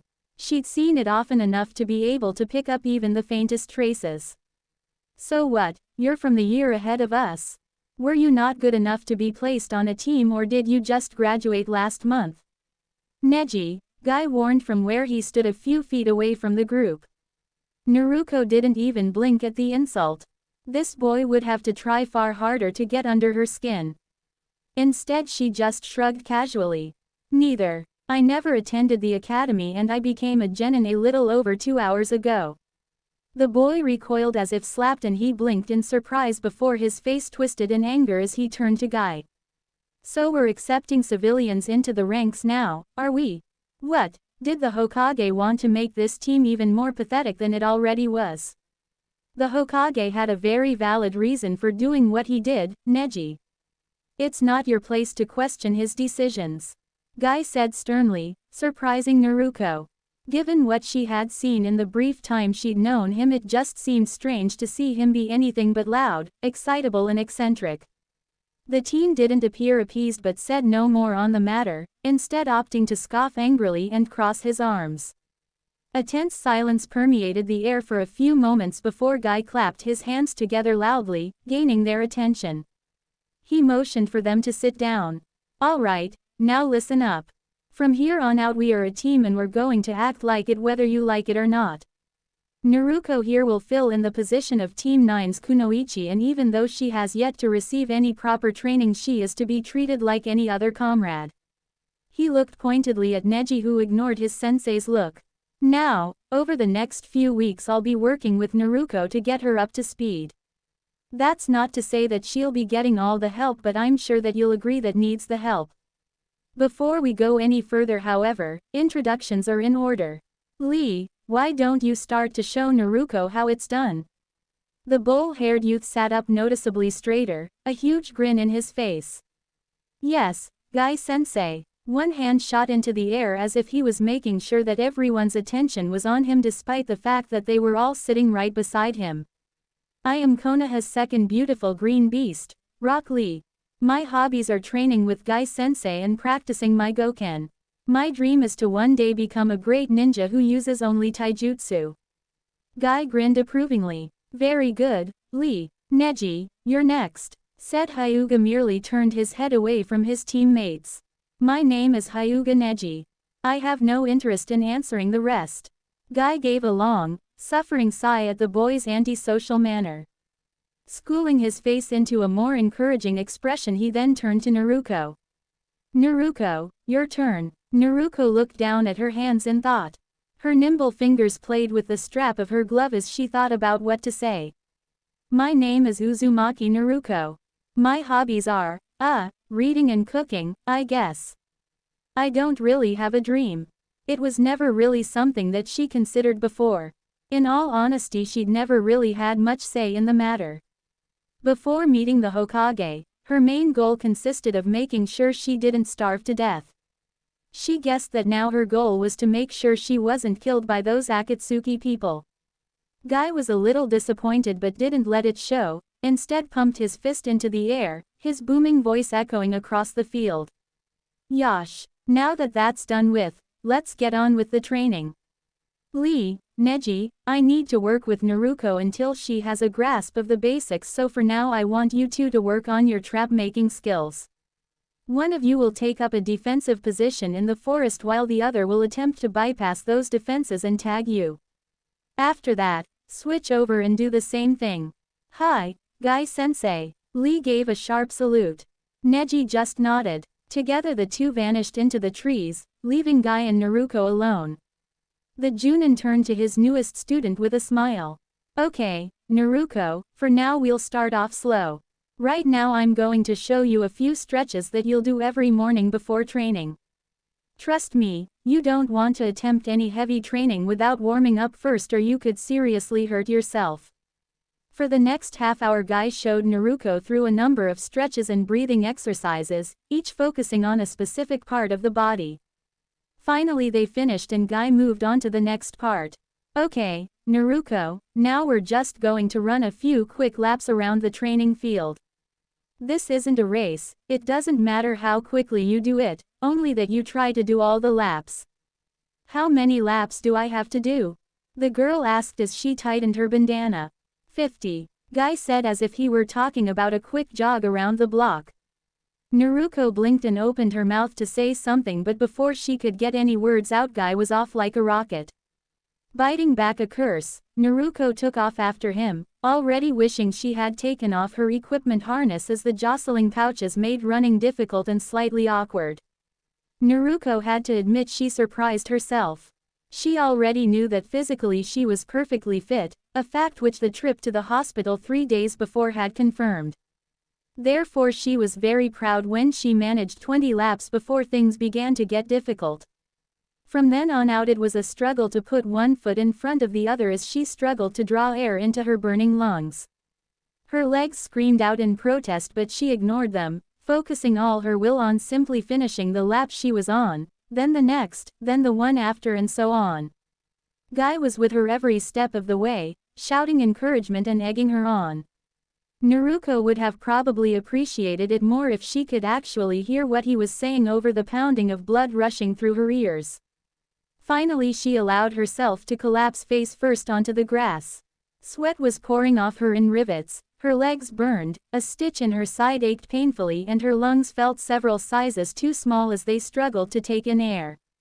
Sadly before she could get too comfortable Guy was there pulling her to her feet. Not so fast, Naruko, you need to cool down or your muscles will hurt a great deal more than they do now. Never one to complain, Naruko doggedly went through each cool down exercise, albeit a little sluggishly. Excellent, Naruko, Guy praised as she finished up. That was very good for your first time. You even finished quicker than I expected. I'm going to check on Lee and Neji. Take a 15-minute break to catch your breath then we'll progress on to the actual training. He walked off in the direction his other two students vanished, not noticing the look of incredulousness on Naruko's face. Actual training? Then what did I just do? Not knowing what to expect next the redhead didn't plan on missing 1 second of her break and pulled her canteen from its pouch with a weak grunt. Unscrewing the lid she drained half of it, feeling sweet relief as the ice-cold water ran down her parched throat, quelling the burning she had been feeling. She wished she could drain it all but wanted to keep some for later. For the next 15 minutes she just lay there watching the clouds as the burning in her lower body died to a dull ache after a few seconds. All too soon Guy came bounding back into the clearing, showing far too much exuberance and energy. He motioned for her to stand which she did with some reluctance. Okay, Naruko, for the first few weeks we're going to be focusing on the simple things a ninja should know, throwing kunai and shuriken, using explosive notes, tree hopping, etc. But probably the most important thing is getting you into shape. For a civilian you're perfectly fit, but ninja must be at the peak of physical ability. That means that most of your training will be physical workouts, for now at least. We'll get to the more difficult things like chakra and control later on. Right now I want you to go over to those posts and hit it 100 times with each fist as hard as you can. After that move on to kicks. Naruko nodded and did as she was told. Standing before the center post she clenched her right fist, the tough leather of her glove creaking slightly. She glanced back at Guy who nodded to her. Letting out a breath she reared her fist back and sent it crashing into the center of the training post with such force that a slight tremor shivered through the ground. Small chunks of bark broke off, the gnarled chits of wood falling away to reveal the smoother, pale wood underneath. Another punch landed and more chunks of bark broke away, larger this time. Naruko continued to hammer away at the post, never once pausing until she had hit it 100 times. Then she switched hands and repeated the process. Maeda Guy watched his new student pound away at the battered post with a smile on his face. Oh yes, he thought, Uzumaki Naruko would make a fine ninja. And he was determined to make her into one. It was several long, grueling, sweaty, painful hours later Naruko limped away from the training grounds towards her home. The sun was beginning to set, a flaming blob of orange falling towards the horizon, casting the village in long shadows and stabs of light. The stores and shops had been closed for hours. The summer days may have been longer but the work hours were not. Her legs felt like they had been hollowed out and filled with lead as she dragged one foot in front of the other, barely having the strength to lift them from the ground, so the toes of her boots left small furrows in the dusty street. Her shoulders were hunched and her arms dangled lifelessly, swaying with each step she took. She couldn't see them but she knew that underneath her gloves, her knuckles were raw and maybe even a bit bloody from punching that damn log so much. Her legs would probably be covered in bruises as well. Hell, from the way she was feeling she'd be surprised if she wasn't covered in one big bruise. She felt like she was ready to keel over. In fact that sounded rather nice. Just fall forward and go to sleep. Ah, blissful unconsciousness. No, she'd probably get into trouble for sleeping in the middle of a public street, no matter how tired she was. She swallowed in a vain attempt to bring some moisture to her dry as a desert mouth. Note to self, she thought, bring more water next time. A gallon or two at the very least. Eventually she reached the alley leading to the stairs to the shack. She fell through the hidden hole in the fence and gave a pained grunt as she dragged the metal covering back into place behind her. Stumbling over the rubbish in the back court she looked up at the stairs she had to climb. She almost cried. She was sure there hadn't been that many steps this morning. The climb alone almost killed her. Her muscles, still burning from earlier, screamed out in protest as she used them to haul her tired, battered body up the many steps to the very top of the building. She could almost hear them begging for her to stop. Oh how she wanted to. On her hands and knees she finally reached the summit. She almost fell as she tried to get to her feet and she slumped against the shack door. Having neither the patience or the energy to deal with the lock she simply forced the door open with a well-placed nudge of her hip. She'd fix it in the morning. All she wanted to do now was sleep, shower and eat before she was forced to return to the hell that awaited her at Training Ground 9 under the guise of a friendly, green-clad Junin called Maeda Guy. Sarutobi sat in his office, happily sitting at his empty desk. All the reports had been signed, all the proposals had been either approved or denied, the missions that had been sent on that day were tagged and ready to be issued, and important letters had been replied to. His workload was, for once, done. He leaned back in his padded leather chair, his hands crossed behind his head. What would he do with this rare window of free time? He could take a walk in the park, it was always nice this time of the year. He could go grab a good meal at one of the fancier restaurants in the village. Ooh, he could go have a look at those new bow staffs his favorite weapons store has on display. Or he could. Sarutobi's wrinkle-lined eyes narrowed. He stood from his chair and made his way around his desk towards the door. Cracking it open ever so slightly, he peered down the corridor towards the desk of his personal secretary. She was talking on the phone, to one of her friends if her lack of professional etiquette was any indication, while she twirled a stray lock of hair around a pencil. She was distracted. Perfect. Closing the door softly, Sarutobi rushed back to his desk and plopped back onto his chair. He felt under the desk for something. Aha! He found what he was looking for and withdrew the small key he had stuck to the underside of the desk with a bit of sticky tape. He inserted it into the lock of the very bottom drawer of his desk and grinned when he heard the soft click. Reverently, he slid the drawer open and withdrew the small book kept within. It was slightly dusty, which showed just how long it had been since he last had a chance to read it. Well, that was about to change right now. He sighed contentedly as he leaned back in his chair, his feet propped up on the corner of the desk, and opened the book to where he had left it last. Jiraiya, my boy, you may be a menace to the female population and have practically no shame whatsoever, but when it comes to writing you are a genius. Ooh, Aika-chan, you naughty, naughty girl. He was just getting to the good part when his keen ears picked up the sound of talking in the corridor just outside his office. Good morning, Miko-san. No, please don't let me interrupt your phone call, I've got a meeting scheduled with Sarutobi-sama. I'll just let myself in, no need to get up. Sarutobi's eyes widened as he heard the doorknob start to turn. It took every shred of skill he had ever amassed in his many years to slam the book back into its drawer, lock it and compose himself before the door opened fully and in strode a beaming Maida guy. Good morning, Hokage-sama. I'm here for the meeting regarding young Naruko's training. Sarutobi mentally smacked himself. How had he forgotten about the meeting? Perfect timing, guy, I was waiting for you. A little lie never hurts anyone, right? Take a seat. The exuberant Junin did as he was told, his features becoming slightly more serious as the meeting began. I've been looking over the reports you submitted over the last 2 months and I have to say, Guy, I'm impressed. Thank you, Hokage-sama. Guy nodded. Sarutobi plucked a folder from his desk and looked through it. It says here that you've already given Naruko the final tests for the first 2 years of the academy. And that she passed them. With flying colors, yes sir. And what about her skill with the 3 academy jutsu? She finally managed to get a grasp on the kawarimi last week, although it's still a bit iffy when she performs it under pressure.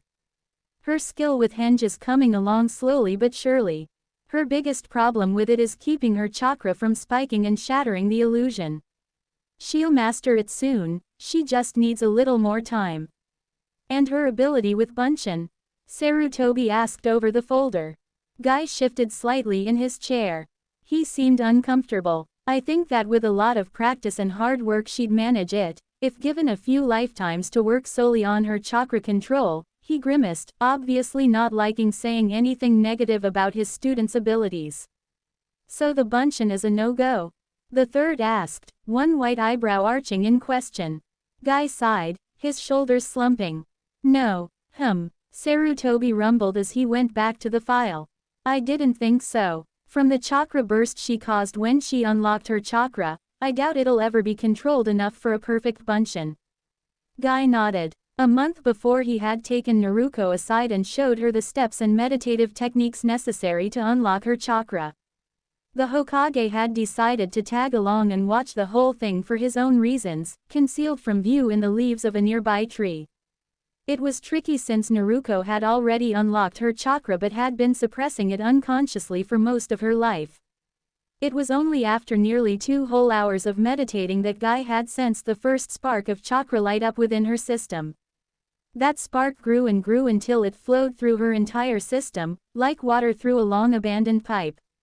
The problem was it didn't stop growing. The chakra levels kept building and building until it was rolling off Naruko in waves, rattling the branches of the nearby trees and kicking up a small gale. Naruko hadn't been aware of this. No one really is when they unlock their chakra. They're told about it by their sensei and friends afterwards. It took a few minutes, during which Naruko's chakra had continued to radiate, but eventually he had managed to snap her out of her trance. Sarutobi had left to head off the ninja rushing from nearby training fields and even from the village itself to investigate the strange chakra source and had sent them back about their business. Speaking of chakra control, how's Naruko coming along? Sarutobi asked, breaking Guy from his reminiscence. The spandex-wearing Junin sighed and scratched his head. Slowly. Very slowly. I considered showing her the leaf exercise, but with her levels of chakra I think it would be just as redundant as the bunshin at this point. We're starting off big and working our way backwards. I've shown her the tree climbing exercise and have her working on that a lot of the time. And how's she coming along with that? The Hokage asked, as he continued to read the file in his hands. Guy looked rather proud. She's yet to make it more than 3 meters up the tree, but she keeps at it, heading right back up the tree almost as soon as she falls out of it. I think she's quite determined to get it down despite some, initial setbacks. Sarutobi laughed lightly from behind the folder.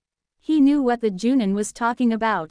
On a whim he'd activated his old viewing orb and looked in on Naruko's training to see Guy lecturing her on the basics of the tree walking exercise, then watched as he told her to try it. Naruko had strode right up to the tree, placed one foot to the trunk, and channeled her chakra. Sarutobi had almost died laughing at the looks on their faces when the wood imploded under her foot and the entire tree came crashing down, narrowly missing a meditating Hyuga Neji. Guy just chuckled sheepishly and rubbed the back of his head. Neji hadn't gotten any better in his attitude towards his new teammate, and after that little incident he was adamant about having as little contact with her as humanly possible, for the safety of them both, Neji had said. Guy mentally sighed. He really wished the boy would get over his disdain for his teammates. What about her other skills? Sarutobi asked. Guy thought about it. Well, she can throw kunai and shuriken well enough, but she still needs some practice. She's proven rather skilled with explosive notes. Sadly, she has no genjutsu abilities whatsoever, but that's not surprising really. He chuckled slightly at the next part. She's actually proven quite devious when setting traps. She nearly caught Neji with one once, even when he had his Byakugan activated. Her tracking skills are improving by leaps and bounds as well. Sarutobi nodded along with each point. It seems she's coming along even quicker than we anticipated. My compliments, Guy, you're quite adept when it comes to teaching, it seems. Thank you, Hokage-sama. Guy beamed. What I really want to hear about is her taijutsu. How's that going? Sarutobi leaned back in his chair, placing the file on the desk before him. Guy placed a hand to his chin as he thought about it. Well, she's both progressing well and hitting a wall, if you can understand that. Oh, Sarutobi asked, his brow furrowing in confusion. He folded his hands and leaned forward on the desk. What do you mean? Her physical training continues to progress at an astounding rate. She performs any training exercise I assign her without complaint and has completed every task I have set her so far. He smiled proudly. She reminds me of Lee when he started training with me. Her flames of youth burn strong. Yes, I'm sure, Sarutobi said dryly. Clearing his throat he asked, so you've found her a style to use? Guy sighed, his excitement ebbing away. No, that's the wall I was talking about. She's been ready to start training in one for a while now, but we can't find one for her to use. She's already proven too rigid for Goken and, with all due respect, sir, I'd rather not teach her the academy taijutsu. It would just mean she had to learn a different style when she starts going on higher ranked missions. We've been working to find her a style, but it's slow going. That's unfortunate, Guy, but I trust you'll find one eventually. Yes, Hokage-sama. One last question. What's it like having her as a student? Sarutobi asked. Maida Guy just grinned. Naruko collapsed to the ground, heaving for breath. She painfully rolled onto her back and lay spread-eagled, staring up at the cloudless sky. She squinted as her sensei's silhouette loomed over her, blocking out the sunlight. She could tell instinctively that he was grinning at her. Can I get you anything, Naruko? Guy asked. A quick, merciful death. The girl wheezed painfully. Guy chuckled and shook his head. Anything else? Water. Very cold water. He smiled and handed her her canteen. She took it with a nod of thanks, draining half of it and pouring the other half over her head in an attempt to cool herself down. A blisteringly hot summer was definitely not the best time to start heavy training. You did very well, Naruko, Guy said as he sat down beside her. He watched his two male students spar in the distance. As usual, Neji's gentle fist was slowly overcoming Lee. Thank you, Guy-sensei. The redhead panted. But are you sure that was a real training exercise? Of course it was, Guy said innocently. What made you think it wasn't? She stared at him. I've never heard of any exercise that involves me doing laps while carrying a boulder that's almost as big as I am. She explained dryly. Nonsense. Guy waved her off. It's a perfectly normal training exercise. I've been doing it for years, and Lee's been doing it for almost the entire time he's been training with me. Doesn't exactly make it normal. Naruko thought as her breathing returned to normal. It was a little past noon and she'd been up since a little before 6 that morning for her pre-training training session. Was that even a real thing? She kept meaning to check. With Guy and Lee. It had been pure physical conditioning, like always. Naruko raised her hand before her face and made a fist. The leather of her gloves creaked with the gesture. She was stronger now, even stronger than she had been before, and that was saying a lot. Naruko wasn't vain by any means, in fact she was usually quite uncaring of her appearance, but when she had started the training she had feared what it would do to her figure. She had no wish to go around looking like some lumbering, muscle-bound she-beast. But to her great surprise that didn't happen. In fact it seemed like she had actually gotten sleeker, more streamlined. That wasn't the only benefit she gained. She was quicker, stronger, more agile, more limber, and simply better than she was before in nearly every physical way. She'd become more enduring too. She was fairly sure what training had only nearly killed her today would have most definitely killed her 2 months ago, and considering her sensei was made a guy, that was saying a lot. Far more training than Neji has done at any rate. A small, proud voice said in the back of her head. She glanced over at where the Hyuga prodigy was standing over a knocked-out Lee, watching impassively, and a tad smugly, as their sensei roused the unconscious boy. It was true. Since the first day she noticed the vast difference in training time that Neji committed himself to compared to her and Lee. Sure, few people could match the sheer amount of effort put forth by Lee and Guy in their dedication to improving themselves, but she was getting there. Hopefully she'd retain most of her sanity though. She had no wish to become a youth fanatic like them. Still though, sometimes it seemed the Hyuga didn't need to train as much as them to be a good ninja. He didn't earn the title of prodigy through book smarts alone after all. Things just seemed to come naturally to the raven-haired boy. Grunting, she hauled herself to her feet. She was hungry and it was time for their lunch break. She wandered over to where Guy was helping a slightly woozy Lee to his feet, who was still feeling the after effects of Neji's gentle fist. She could sympathize. She'd sparred with Neji twice before and had been soundly thrashed both times. A beating from a gentle fist user was very painful.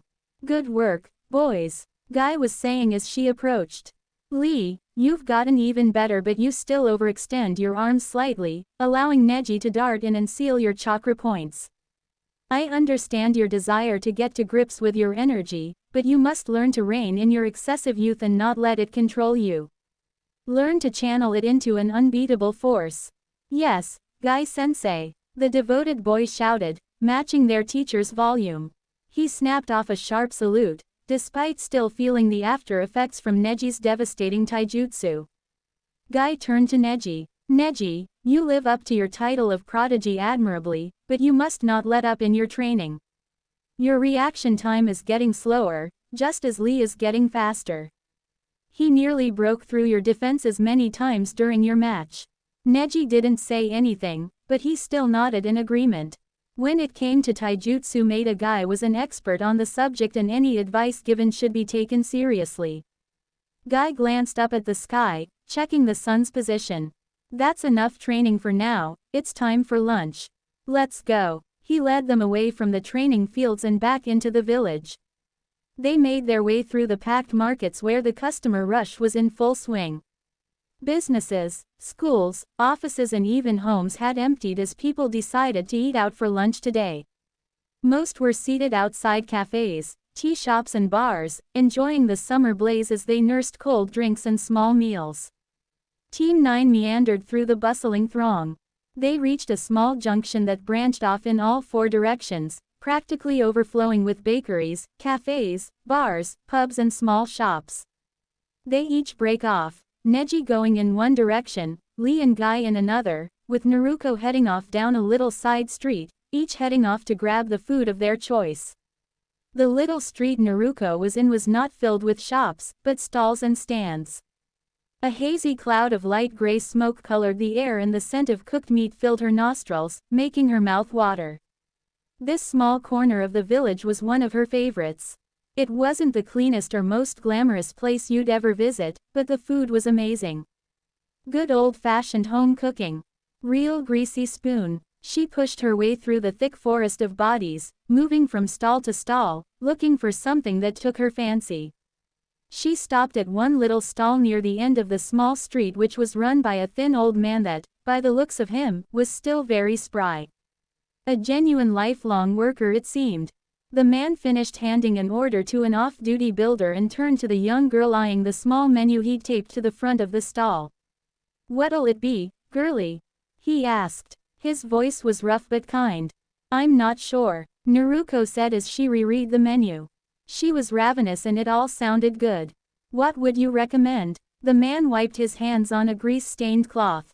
"Well, I'm not one to boast, but I've always thought the spicy kebab was particularly delicious. 3 sticks of well-cooked meat covered in some of the hottest sauce you'll find." She looked up at him. "How spicy is it?" "So spicy it should come with its own safety rating." The old man laughed. "I'll take it," Naruko said. "Use a lot of sauce. And can I have a soda as well?" she added as he went about whipping up the order. He pulled one of the cans from the small mini fridge hooked up to a small, dusty generator, and she pulled out her wallet to pay for it. That was one of the things she loved about being a ninja. They got basic pay. It wasn't much, but it allowed them a little food money. The real cash came from taking missions. "Thanks," Naruko said as she took the polystyrene tray holding the sauce-covered kebabs in one hand, grasping the can in the other. Careful not to drop her food, she forced her way out of the small street and headed towards the team's lunch spot. It was a small, above-ground sitting area under an overhanging roof, looking out onto one of the larger streets. It was also the team's meeting place, apparently, where they would meet on the days they had to talk about important things. Lee told her it was where Guy had taken them on the day of the team assignments. She crested the top of the stairway leading to the sitting area and saw that the others had already arrived. Lee and Guy were sharing a small pizza between them, talking animatedly, while Neji sat off to one side, looking down at the busy street below as he sipped from a cup of red bean soup. Naruko plopped down beside Lee and set aside her soda. She picked up one of the sticks of meat and, after making sure it was covered in a satisfactory amount of sauce, took a bite. Immediately she blew out a breath as her mouth and throat caught fire. Tears streaming from her eyes, she popped the seal on the can and downed a mouthful of the cold soda, sighing in relief as the burn subsided. She coughed slightly and patted her chest. The stall vendor wasn't kidding. This stuff could burn through a bank vault. You'd need a stomach of iron just to eat it. And that was just the way Naruko liked it. She tore off another bite, and leaned back against the padding of the seat as she chewed. It was good food. She was definitely visiting that stall again. The old man had found himself another regular customer. "Naruko," Lee said as he turned to the girl. She turned her head slightly, still chewing on the meat, and raised an eyebrow to show she was listening. "I was wondering, have you found yourself a taijutsu style yet?" Swallowing, she shook her head. "No, Guy-sensei and I tried a few new ones, but nothing we've tried has been right so far. There's always been a problem with the style or with me. We're still looking." She took another bite of her kebab. Lee nodded. "That's unfortunate. I don't know what I'd do with myself if I didn't have my Goken. The feel of perfecting your skill is very invigorating." Naruko nodded, but inside she couldn't help but roll her eyes. Lee was a sweet boy, he really was, but sometimes he spoke of his taijutsu as if it were his firstborn son. "I'll find one eventually, Lee. I'll manage until then," she assured him, taking another bite. "Still, you've come far since you started training with us," he said. He took another bite of his pizza, then said, "I still don't understand why you don't take up weights though. I think they'd be perfect for you." Naruko thought it over as she sipped her soda. Guy had told her about them when they first started training. Apparently, weights were very old school in the ninja world, and not many people used them nowadays. Guy was one of the exceptions, now so was Lee. Most ninja these days improved their speed with chakra, but Guy had decried it as lazy.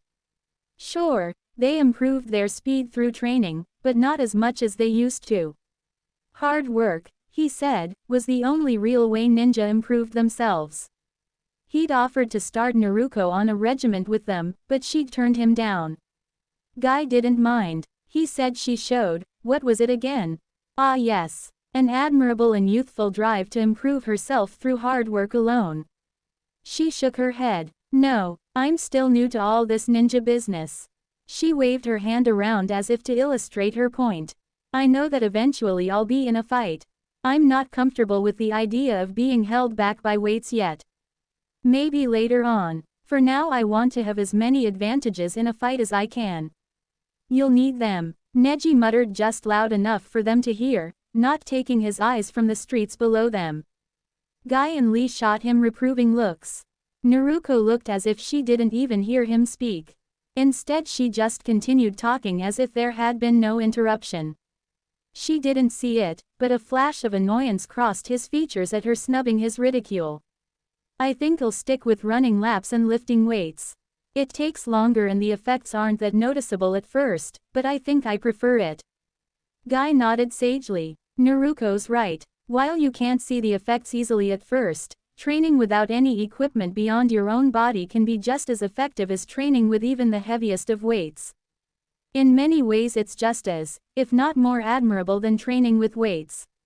Lee exhaled in awe. Yosh. If it didn't go against the rules Guy-sensei set for me when I took up weights, I would have relished the opportunity to have trained myself to my limits using your method, Naruko. Naruko shrugged and sipped her drink. She just didn't want slabs of heavy lead strapped to her legs in a fight. They finished their lunch, and after tossing their rubbish in the trash can, started to rise from their chairs. Naruko was draining the last of her soda while Lee turned to their sensei. So back to training, Guy-sensei. Surprisingly, Guy shook his head. No, Lee, I thought that today we could take our first mission. Naruko choked on her soda. Lee's eyes lit up. Yosh, he cried, pumping his fist into the air. Neji just grunted. A mission? Naruko asked. She turned to Guy, a pensive look on her face. We're taking a mission. Guy nodded. Yep, now let's go. He led them away towards the Hokage Tower, Naruko trailing along behind. Ah, Guy, I was wondering when we could expect your team. The Sandaime said as they walked into the mission hall. This was the one day of the week when Sarutobi made time in his packed schedule to sit in at the mission's desk for a few hours and keep in touch with his ninja. Plus it gave him an opportunity to talk to people. It could get pretty lonely in that office by yourself. Hello, Hokage-sama, Guy called exuberantly as he strode the length of the hall, his genin following behind him. Yes, we're here for our first mission, so please make it a good one. Sarutobi chuckled and started going through the many tagged scrolls that sat on his desk, stowed on neat racks. Sure thing, Guy, let me see what we have. Unnoticed, Naruko was biting her lip worriedly, a look of extreme trepidation on her face. A mission. They were going on a mission. She was going on a mission. What were they thinking? She'd only been on the team for 2 months, only been training for 2 months. Was she ready for a mission? She didn't know, she wasn't used to these things yet. She tried to repress the rising waves of anxiety rising in her like bile. What were they going to have to do? Guard a convoy against bandits? Steal some kind of treasure or document from a village? Oh gods, what if it was an assassination? Ah, here we go. Your mission is to find, capture and retrieve Tora the cat. Sarutobi said, holding up a scroll. Naruko's face went slack as her brain shut down. What did he just say? So little Tora has slipped the net again, has he? Guy chuckled fondly. We'll take it. Behind him Lee beamed. Neji mumbled something under his breath that sounded strangely like, that damn cat Agan. Naruko just stared, her mouth agape. Thank you, Hokage-sama, Guy said as he tucked the scroll into his vest pocket. Neji and Lee headed for the door, but Naruko stayed put. He stopped beside the girl and looked at her quizzically. Naruko, are you okay? Her mouth worked but she couldn't seem to form any words. She was standing there worrying herself into gray hairs about whether they were going to have to be thieves or executioners today, only to find out their big mission was to find someone's lost pet. She felt like she'd just been slapped. "You that," she tried to say, but the words just wouldn't come. Guy chuckled deeply and laid a hand on the girl's shoulder as he turned her towards the door. "I know, Naruko, I know," he consoled her as he guided her out of the office. Naruko kept trying to say something, but all she could manage was an odd choking sound. When they emerged from the bottom of the tower, Guy turned to his students, his trademark grin in full effect. "Now, my students, as per usual, I'll leave this mission in your hands. Work hard and you'll complete it in no time. I'll be watching, but I won't interfere unless I have to." "We won't fail you, Guy-sensei," Lee vowed determinedly. Guy smiled at the boy. "I know you won't, Lee. Now, go and retrieve little Tora so we can return him to his owner. I'm sure he's missing him by now." Neji snorted incredulously at that. Guy just smiled and vanished in a puff of smoke. "Come on, let's get this pointless mission over with," Neji told them, turning towards the more heavily forested areas of the village without waiting for his teammates to follow. With a whispered word he activated his Byakugan, the bulging veins around his eyes making his stare even more intense and unnerving. "What's the plan?" Naruko asked as she and Lee caught up to him. "Usually, Neji finds Tora with his Byakugan and we chase him down," Lee explained as they walked. Naruko blinked and looked at the excitable boy. "That's it. I would have thought there'd be a lot more planning involved. If you don't like it then stay here. You'll only slow us down anyway," Neji said snidely, without looking back. Naruko slowed to a stop and watched as they continued up the street. Neji knew she'd stopped but Lee was too busy chastising him on her behalf to notice. She watched them until they vanished around the corner and out of sight. She stood there for a few more seconds, then headed in the opposite direction, towards the markets. They'd finally cornered the damnable thing. After almost an hour and a half of chasing it through trees, streets and gardens, they'd finally tracked the cat down to a small copse of trees near the training grounds. The trees were too thick for it to continue on, so now the only chance of escape was through them. Neji was the right state. There were a number of thin, deep scratches on his face and hands, and his clothes were dirty and rumpled from the long chase. Lee was even worse. The boy's face was a patchwork of bloody slashes, but was still fixed in a determined smile. Neji knew Guy was watching them from the trees above them. He had no idea where she was. Probably off crying somewhere. Good. Served her right, thinking she could be a ninja. "Lee, don't let it get by you," he warned as he spread his stance, ready to pounce. Tora hissed and stepped back until the thick wall of vegetation behind him blocked any further retreat. His yellow eyes were narrowed, and the hairs on the back of his neck stood on end. He was pressed low to the ground, ready to dart past the two boys at the first opportunity. They faced off, two boys against one cat. The forest around them seemed to grow quiet, as if hushing in anticipation as the tension mounted. Every sound seemed to be amplified 100-fold. Neji's sandals dug into the dirt. Tora spat at them angrily. Lee's eyebrows drew together as he tensed. All it would take was the slightest trigger for it all to kick off. Suddenly, Tora perked up, his small nose twitching as he sniffed the air. His head turned from side to side as he tried to catch the scent again. He caught it and casually slinked away from the boys, leaving them standing there completely ignored, and vanished through a small bush with no rush at all. Mystified and confused, Neji and Lee looked at each other. What had just happened? They followed after the cat and pushed through the bushes to see the very last thing they were expecting. Naruko knelt on the ground, holding a hand out to Tora, who was licking something from her cupped palm. In her other hand she held a small packet of catnip, already opened. She scooped the cat up into her arms, an action which the feline did nothing to fight, and poured some more of the catnip into her hand for the small one. Neji and Lee just stared at her stupidly. Guy bellowed with laughter and dropped from the tree, going over and clapping a hand to the girl's shoulder. She looked up at him as she continued to feed Tora, who was literally purring like a newborn kitten in her arms. "Well done, Naruko." Guy beamed, a proud smile on his face. "I was wondering where you were. I suppose this was all your idea?" Naruko nodded and looked down at the cat in her arms. "Cats like catnip." She shrugged. "I knew it'd be hard to find and catch a cat, so I thought I'd use it to flush out Tora and convince him to come with me." Guy laughed again, a look of delight on his face. He turned to his two stupefied male students and said, "You see this? A ninja must use all tools available to him. Sometimes the best answer to a problem is the simplest one. Very well done, Naruko. So that's where you went," Neji said as he shoved his way through the bush. "You left to get that damn catnip and left us to chase after that thing." Naruko looked at him innocently enough, but Neji could see a small gleam in her icy blue eyes. "I don't know what you're talking about. I had a plan and I went with it. Seems to have paid off, too." She looked down at the cat laying in her arms. Neji grit his teeth as his pride took a blow. The bitch was mocking him. "Amazing," Lee exclaimed as he went over to her. His wide eyes stared at the small cat in the girl's arms as if he were witnessing a miracle. He had his small, trusty notebook out, quickly jotting down notes. "I never even thought about using bait.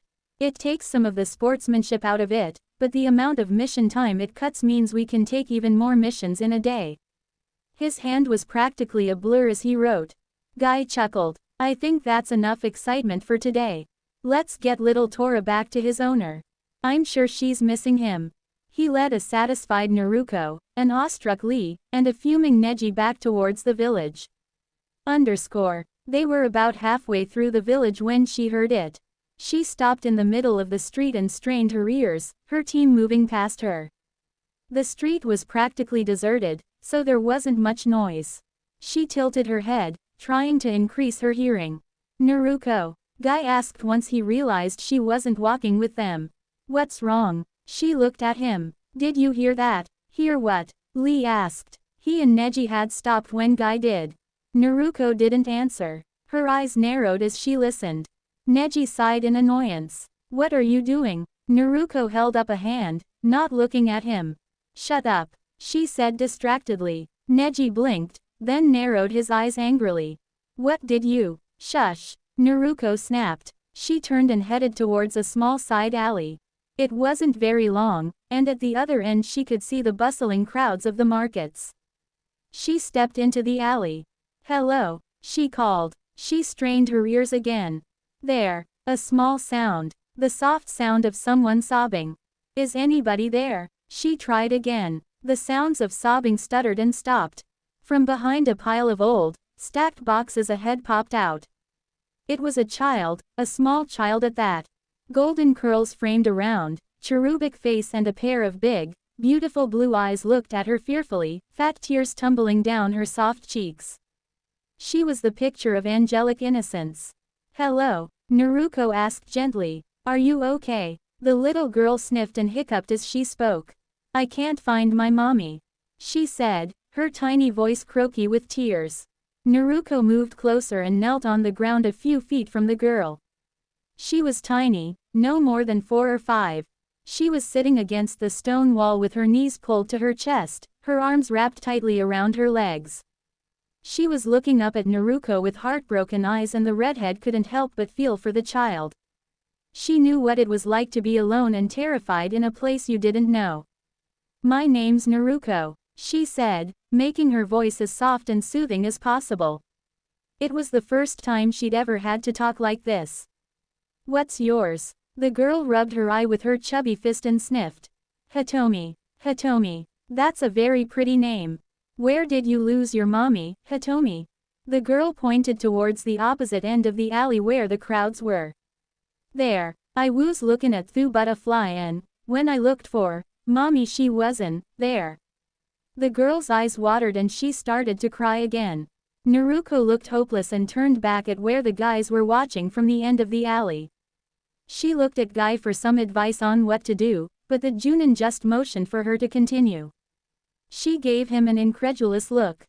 Did she look like she knew how to handle crying children? Realizing that no help was coming from there, She turned back to the crying girl and floundered for something to say. Hitomi, she tried. What was your mommy wearing? What clothes did she have on? The lost toddler sniffled loudly and looked up at her. A dress. Well, that was informative, Naruko thought. She looked around, as if hoping an answer would jump out from behind one of the overflowing trash cans and save her. Sadly, she didn't have that kind of luck, and no solution came to her. She tried to think objectively. She had no idea how long the girl had been here, she didn't know how far she might have wandered, she didn't know where she stayed, and she had absolutely no idea what to do. Did she go looking for the mother? Bad idea, since she didn't know what the woman looked like, what her name was, or if she was even still in the area. Did she take the girl to the military police? Maybe the mother was there. Not likely. The Hokage Tower was closer.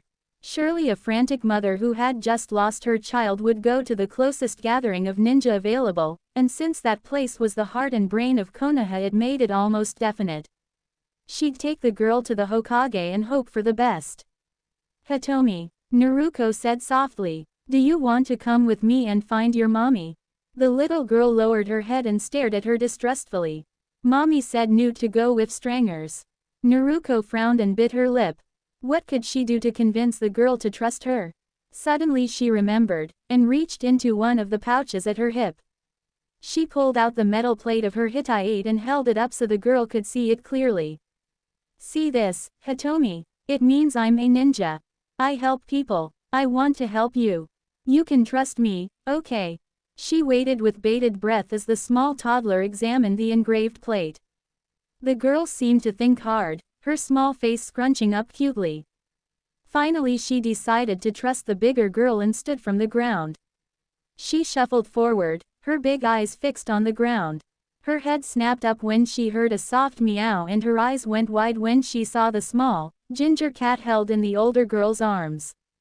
Hugh, Hitomi said quietly to the cat, a look of wonder on her face. Naruko looked down at Tora, then back at Hitomi. You like him? This is Tora. He's lost too, like you. Hitomi's big blues looked up at Naruko's paler ones. He wasn't his mommy? She asked sadly. Naruko nodded. Yes, but I'm taking him back to her now, just like I'll take you to your mommy. Do you want to pet him? She asked tentatively. She wasn't sure how the cat would react to that, and from the scratches on her teammates' faces, Tora wasn't fond of people touching him without an offering of catnip first. She tensed, ready to snap back if the cat made to swipe at the girl. Thankfully Tora seemed to like the little girl and allowed her to pet him. The child giggled as he licked her hand, his rough tongue tickling her palm. He likes you, Naruko said kindly. Her gaze softened as she watched the girl's enraptured face fill up with glee as she petted the animal. It was a heartwarming picture. Lo, Tawa, Hitomi said as she ran her hand over Tora's silky fur. Naruko tilted her head so she could see Hitomi's face. Hitomi, your mommy's probably really worried about you, so we should go find her. I'll carry you there, okay? You can hold Tora while we walk if you want. The girl's head snapped up so fast Naruko feared she would give herself whiplash. I can, she squealed in delight, her entire face lighting up. Naruko nodded. Yes, but you have to be very careful, and not hurt him, okay? Her head bobbed up and down quickly, and Naruko scooped her up, cradling her in the crook of her arm like a babe. She passed Tora into the girl's arms and the cat curled against her belly, licking the girl's face, sending her into a fresh round of merry giggles. She carried the girl and the cat back to the end of the alley where her team was waiting for her. Guy was smiling broadly, practically glowing with pride. Lee was beaming as well, tears glittering in his eyes. Whether they were a result of the tender scene or something to do with how youthful Naruko was, she didn't know. Neji just stood with his arms crossed, looking impatient. About time, Hyuga said as she reached them. Seriously, you should have just grabbed the damn child instead of what? He asked when she glared at him sharply. Don't cuss in front of her. Naruko told him. Neji blinked, taken aback. What did she just say? Oh, you cannot be serious. He said incredulously when he realized she wasn't kidding. Try me, she said icily. Now, don't fight.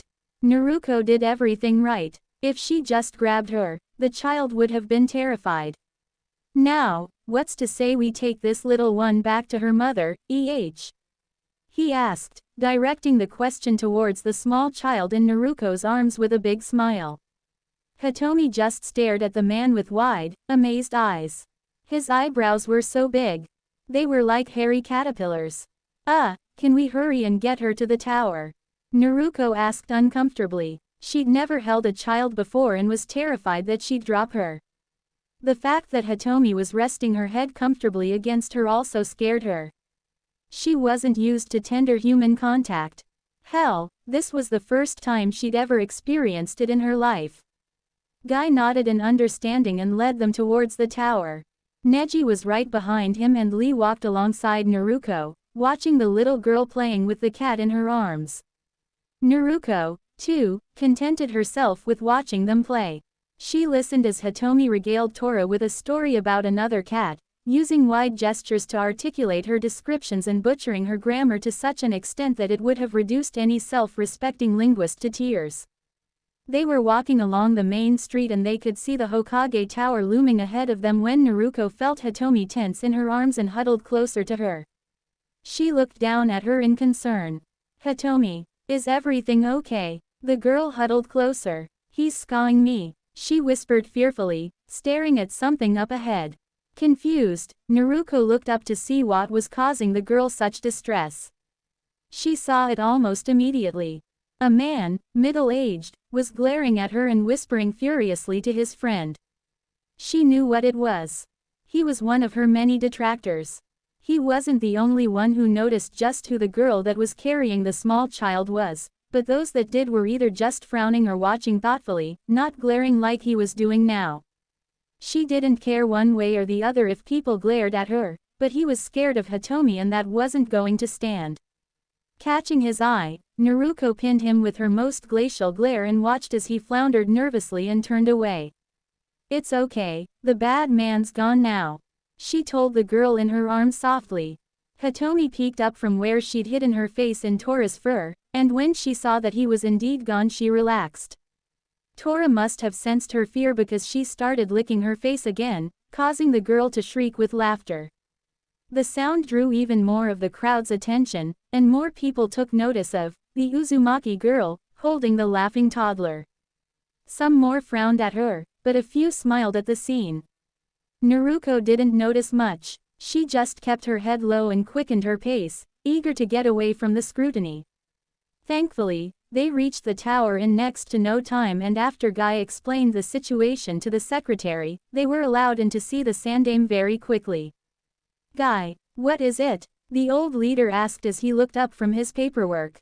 He was very confused when Naruko walked in, carrying a small toddler who was busy playing with an unusually playful Tora the cat. I'm guessing there's a story to this little scene, he asked as he leaned back in his chair, paperwork forgotten for the moment.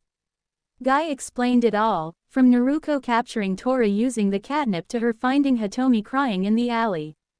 When he was done, Sarutobi turned to the redhead, a grin on his face. Very good, Naruko. Who knows what may have happened if you didn't find her when you did. You seem to have struck up a rapport with the little one, she seems quite taken with you. Naruko shuffled her feet, embarrassed. Sarutobi turned to his secretary, who stood beside the open door. Miko-san, could you go downstairs and see if there's a distraught mother missing her daughter? If she's not there, call the military police and see if anyone reported a missing child. Also, if you see Madame Shijimi, send her in. We've found Tora. The woman bowed and left, closing the door behind her. Take a seat, it may be a while, Sarutobi offered. They did so, with Guy and Neji sitting in the seats in front of the Hokage's desk, and her and Lee taking the small sofa.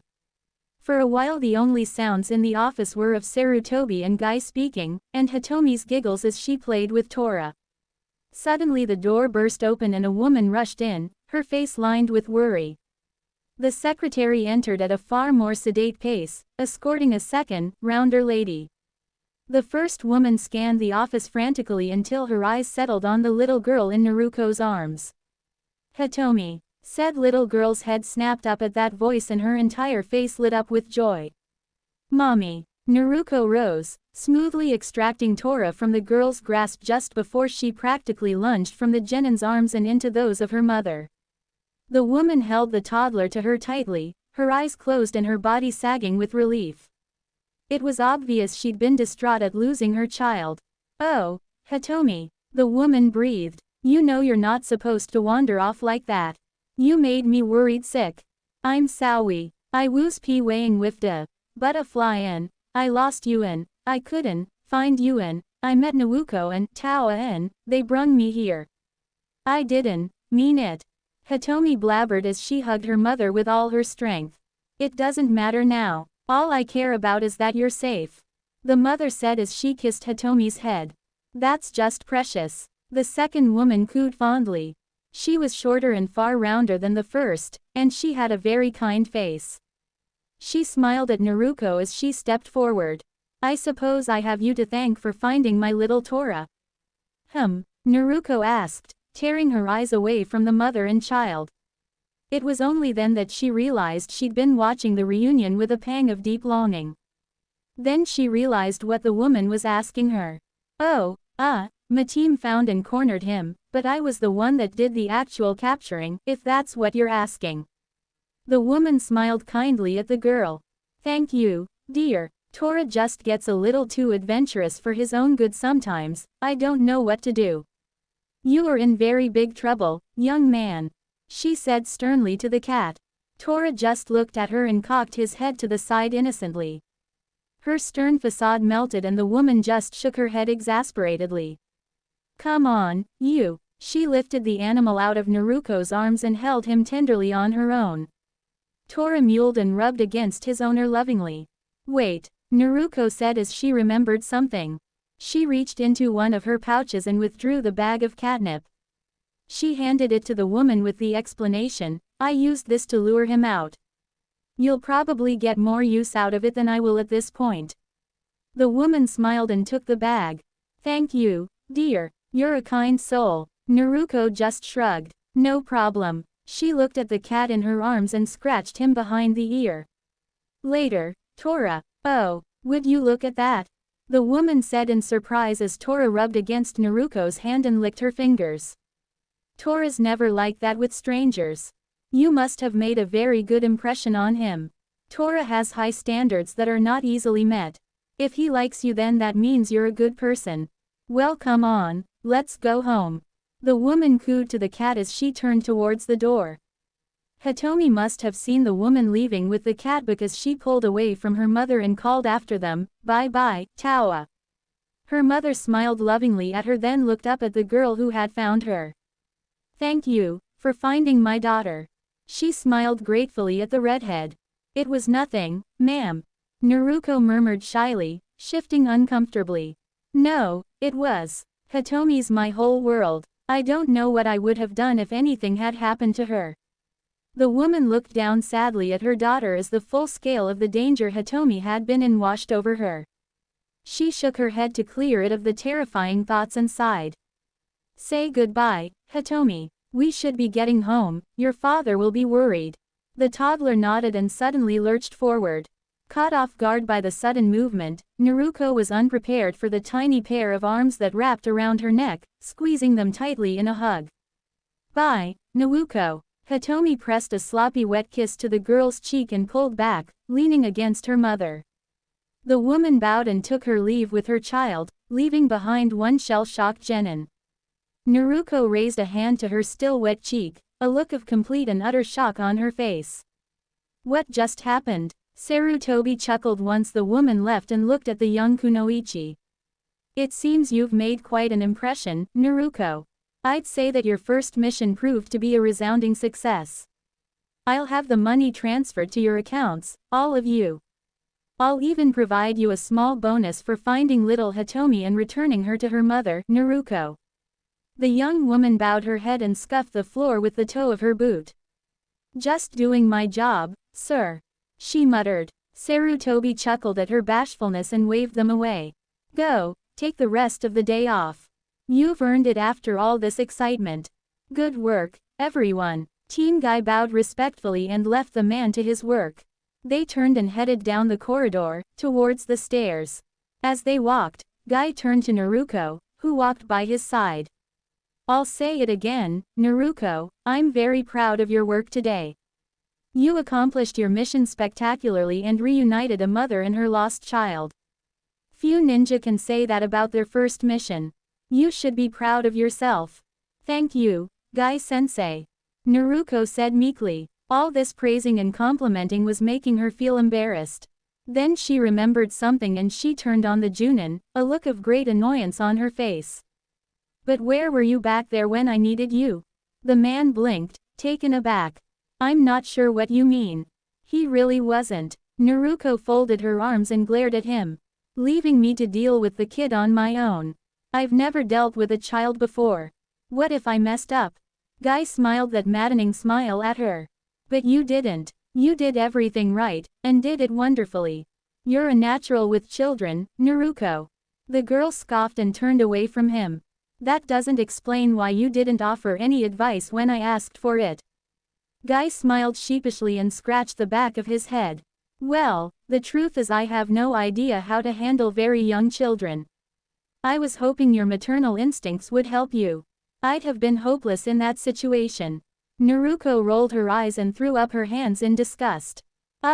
Men.